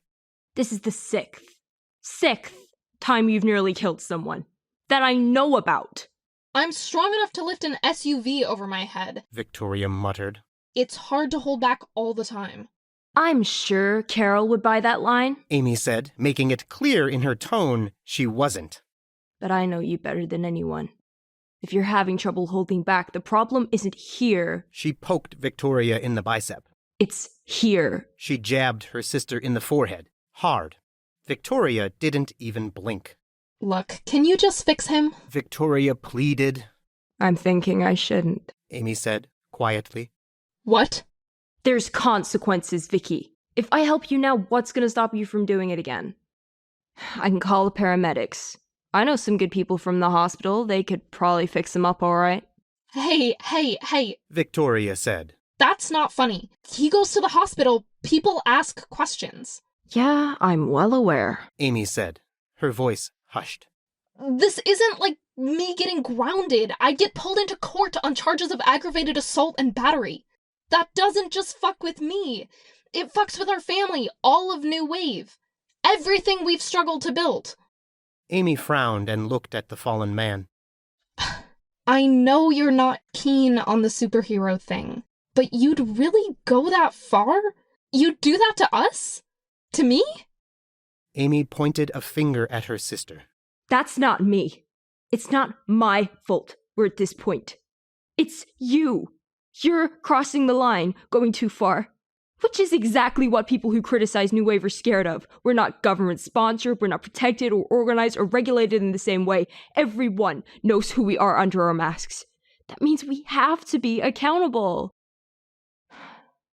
The responsible thing for me to do, as a member of this team, is to let the paramedics take him and let the law do as it sees fit. Victoria abruptly pulled Amy into a hug. Amy resisted for a moment, then let her arms go limp at her sides. This isn't just a team, Ames, Victoria told her. We're a family. We're your family. The man, lying just a matter of feet away, stirred, then groaned, long and loud. My adoptive family, Amy mumbled into Victoria's shoulder. And stop trying to use your friggin' power to make me all squee over how amazing you are. Doesn't work. I've been exposed so long I'm immune. Ugh, it hurts, the man moaned. I'm not using my power, dumbass, Victoria told Amy, letting her go. I'm hugging my sister. My awesome, caring, and merciful sister. The man whined louder. I can't move. I feel cold. Amy frowned at Victoria. I'll heal him. But this is the last time. Victoria beamed. Thank you. Amy leaned over the man and touched her hand to his cheek. Slingshot break to his ribs, fractured clavicle, broken mandible, broken scapula, fractured sternum, bruised lung, broken ulna, broken radius. I get the point, Victoria said. Do you? Amy asked. Then she sighed. I wasn't even halfway down the list. Oh, this is gonna take a little while. Sit. Victoria crossed her legs and assumed a sitting position, floating a half-foot above the ground. Amy just knelt where she was and rested her hand on the man's cheek. The tension went out of his body, and he relaxed. How's the woman? Andrea? Better than ever, physically, Amy replied. I grew her new teeth, fixed everything from the bruising to the scrapes, even gave her a head-to-toe tune-up. Physically, she'll feel on top of the world, like she had been to a spa and had the best nutritionist, best fitness expert, and the best doctor all looking after her for a straight month. Good, Victoria said. Mentally, emotionally, it's up to her to deal with the aftermath of a beating. I can't affect the brain. Well, Victoria started to speak. Yeah, not can't. Won't. It's complicated, and I don't trust myself not to screw something up when I'm tampering with someone's head. That's it, that's all. Victoria started to say something, then shut her mouth. Even if they weren't related by blood, they were sisters. Only sisters could have these sorts of recurring arguments. They had gone through a dozen different variations on this argument before. As far as she was concerned, Amy was doing herself a disservice by not practicing using her powers on the brain. It was only a matter of time before her sister found herself in a situation where she needed to do some emergency brain surgery and found herself incapable. Amy, for her part, refused to even discuss it. She didn't want to raise a sensitive issue when Amy was in the process of doing her a major favor. To change the subject, Victoria asked, Is it cool if I question him? Might as well. Amy sighed. Victoria tapped the man a few times on the forehead to get his attention. He could barely move his head, but his eyes lolled in her direction. Ready to answer my questions? Or do me and my sister just walk away and leave you like this? I sue you, he gasped out, then managed and added, whore. Try it. I'd just love to see a skinhead with a few broken bones go up against a superheroine whose mom just happens to be one of the best lawyers in Brockton Bay. You know her, right? Brandish, he said. That's her name in costume. Normally, she's Carol Dallin. She'd kick your ass in court, believe me. Victoria said. She believed it. What the thug didn't understand was that even if he lost the case, the media circus that would be stirred up would do more damage than anything else. But she didn't need to inform him of that. She asked him, So, do I get my sister to leave you as you are? Or are you willing to trade some information for relief from months of incredible pain and a lifetime of arthritis and stiffness in your bones? And erectile dysfunction, Amy said, just loud enough for the thug to hear her. You fractured your 9th vertebra. That's going to affect all nerve function in extremities below your waist. If I leave you like you are, your toes will always feel a little numb, and you'll have a hell of a time getting it up, if you know what I mean. The skinhead's eyes widened a fraction. You're fucking with me. I have an honorary medical license, Amy told him, her expression solemn. I'm not allowed to fuck with you about stuff like that. Hippocratic oath. Isn't that do no harm? The thug asked. Then he groaned long and loud, and with the slightest rattle in his breath, as she removed her hand from his body. That's just the first part of it, like how freedom of speech and the right to bear arms is just the first part of a very long constitution. It doesn't look like he's cooperating, Glory Girl. Should we go? Fuck! The man shouted, then winced, tenderly touching his side with one hand. I'll tell you. Please, just do what you were doing. Touch me and make the pain go away. Put me back together. Fix me. Amy touched him. He relaxed, and then he started talking. Empire 88 is extending into the docks on Kaiser's orders. Lung's in custody, and whatever happens, the ABB is weaker than it was. That means there's territory for grabs, and the Empire sure ain't making progress downtown. Why not? Victoria asked him. This guy, Coyle, I don't know what his powers are, but he's got a private army. Ex-military, all of them. At least 50, Kaiser said. Every one of them has top-notch gear. Their armor's better than Kevlar. You shoot them, they're back up in a few seconds. At least when you shoot a pig, you can be pretty sure you broke a few ribs.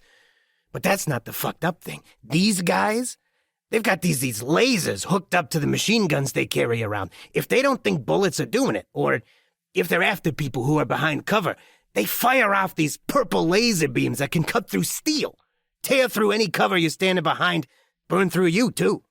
Yeah, I know about him. His methods get expensive, Victoria said. Top-of-the-line soldiers, top-of-the-line gear. The thug nodded weakly. But even with money to burn, he's fighting us over downtown territories. Constant tug of war, neither of us making much headway. Been going on for months. So Kaiser thinks we should take the docks now that the ABB are on the outs, gain some ground somewhere easier. I don't know any more than that as far as his plans. Who else is up to something? Faultline? The bitch with the freaks in her crew? She's a mercenary, different goals. But maybe, if she wanted to branch out, now would be the time to do it. With her rep, she'd even do all right. Then who? There's a power vacuum in the docks. Kaiser's declared he wants to seize it, but I'm willing to bet he's warned you about others making a play. The skinhead laughed, then winced. Are you dense, girl? Everyone's going to make a play. It's not just the major gangs and teams that are looking for a slice of the pie here. It's everyone. The docks are ripe for the taking. This location's worth as much money as you'd get downtown. It's the go-to place if you want to buy black market, sex, drugs, violence, and the locals are already used to paying protection money. It's just a matter of changing who they pay to. The docks are rich territory, and we're talking the potential for a full-scale fucking war over it. He looked up at the blonde superheroine and laughed. Her lips set into a firm line. He continued, You want to know my guess? Empire 88 is going to take the biggest slice of the docks because we're strong enough to. Coyle's going to stick his thumb in just to spite us. ABB is going to hold on to some, but you're also going to have a bunch of the little guys trying to take something for themselves. Uber and Leet, Circus, The Undersider, Squealer, Trainwreck, Stain. Others you've never heard of? They're going to stake out their ground, and one of two things is going to happen. Either there's a war, in which case civilians get hurt and things get bad for you, or there's alliances between the various teams and solo villains, and shit gets even worse for you. He broke into laughter yet again.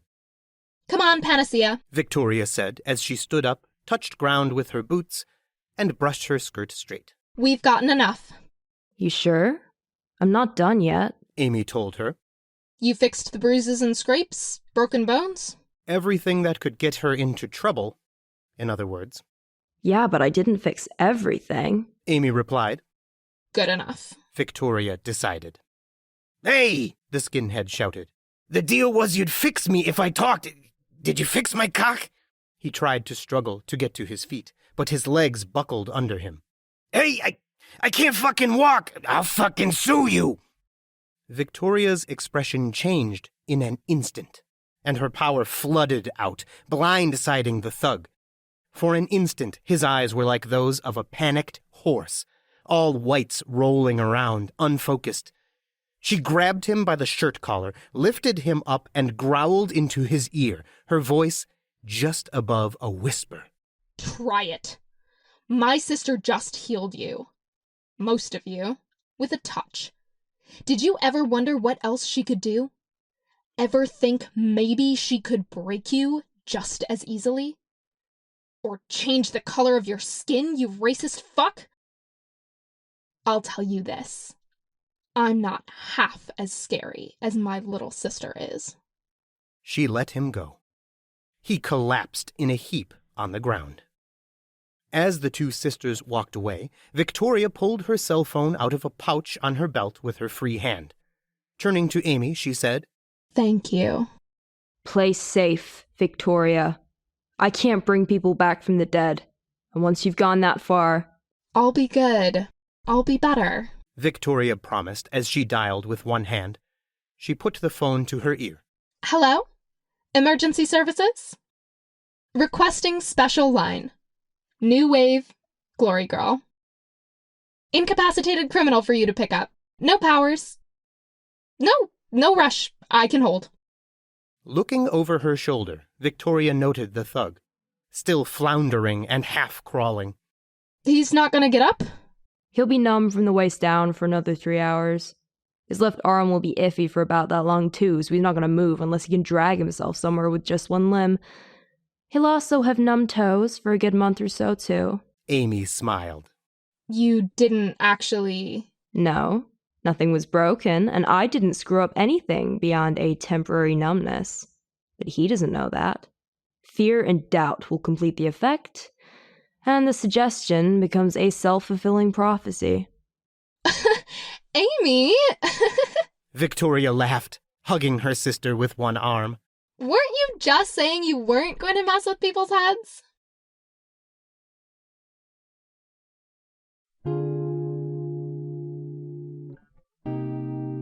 Worm is a web novel by J.C. McCrae, also known as Wildbow. You can read Worm in its original format by going to parahumans.wordpress.com or donate to Wildbow's Patreon at patreon.com/wildbow. The voices for this episode are the following: Nathan Woltering as the narrator and the Empire 88 thug. Victoria Dallin by Natalie Elle. Panacea by Hagatha. This episode's audio was edited and processed by Valravn. Intro and outro music were written by 1T1 and Variety. If you would like to get involved in this project as a line collator, audio editor, voice actor, or interlude narrator, a link to our audition website and the Migration Broadcasting Discord server are in this episode's description, along with links to support the original author. Thanks for listening.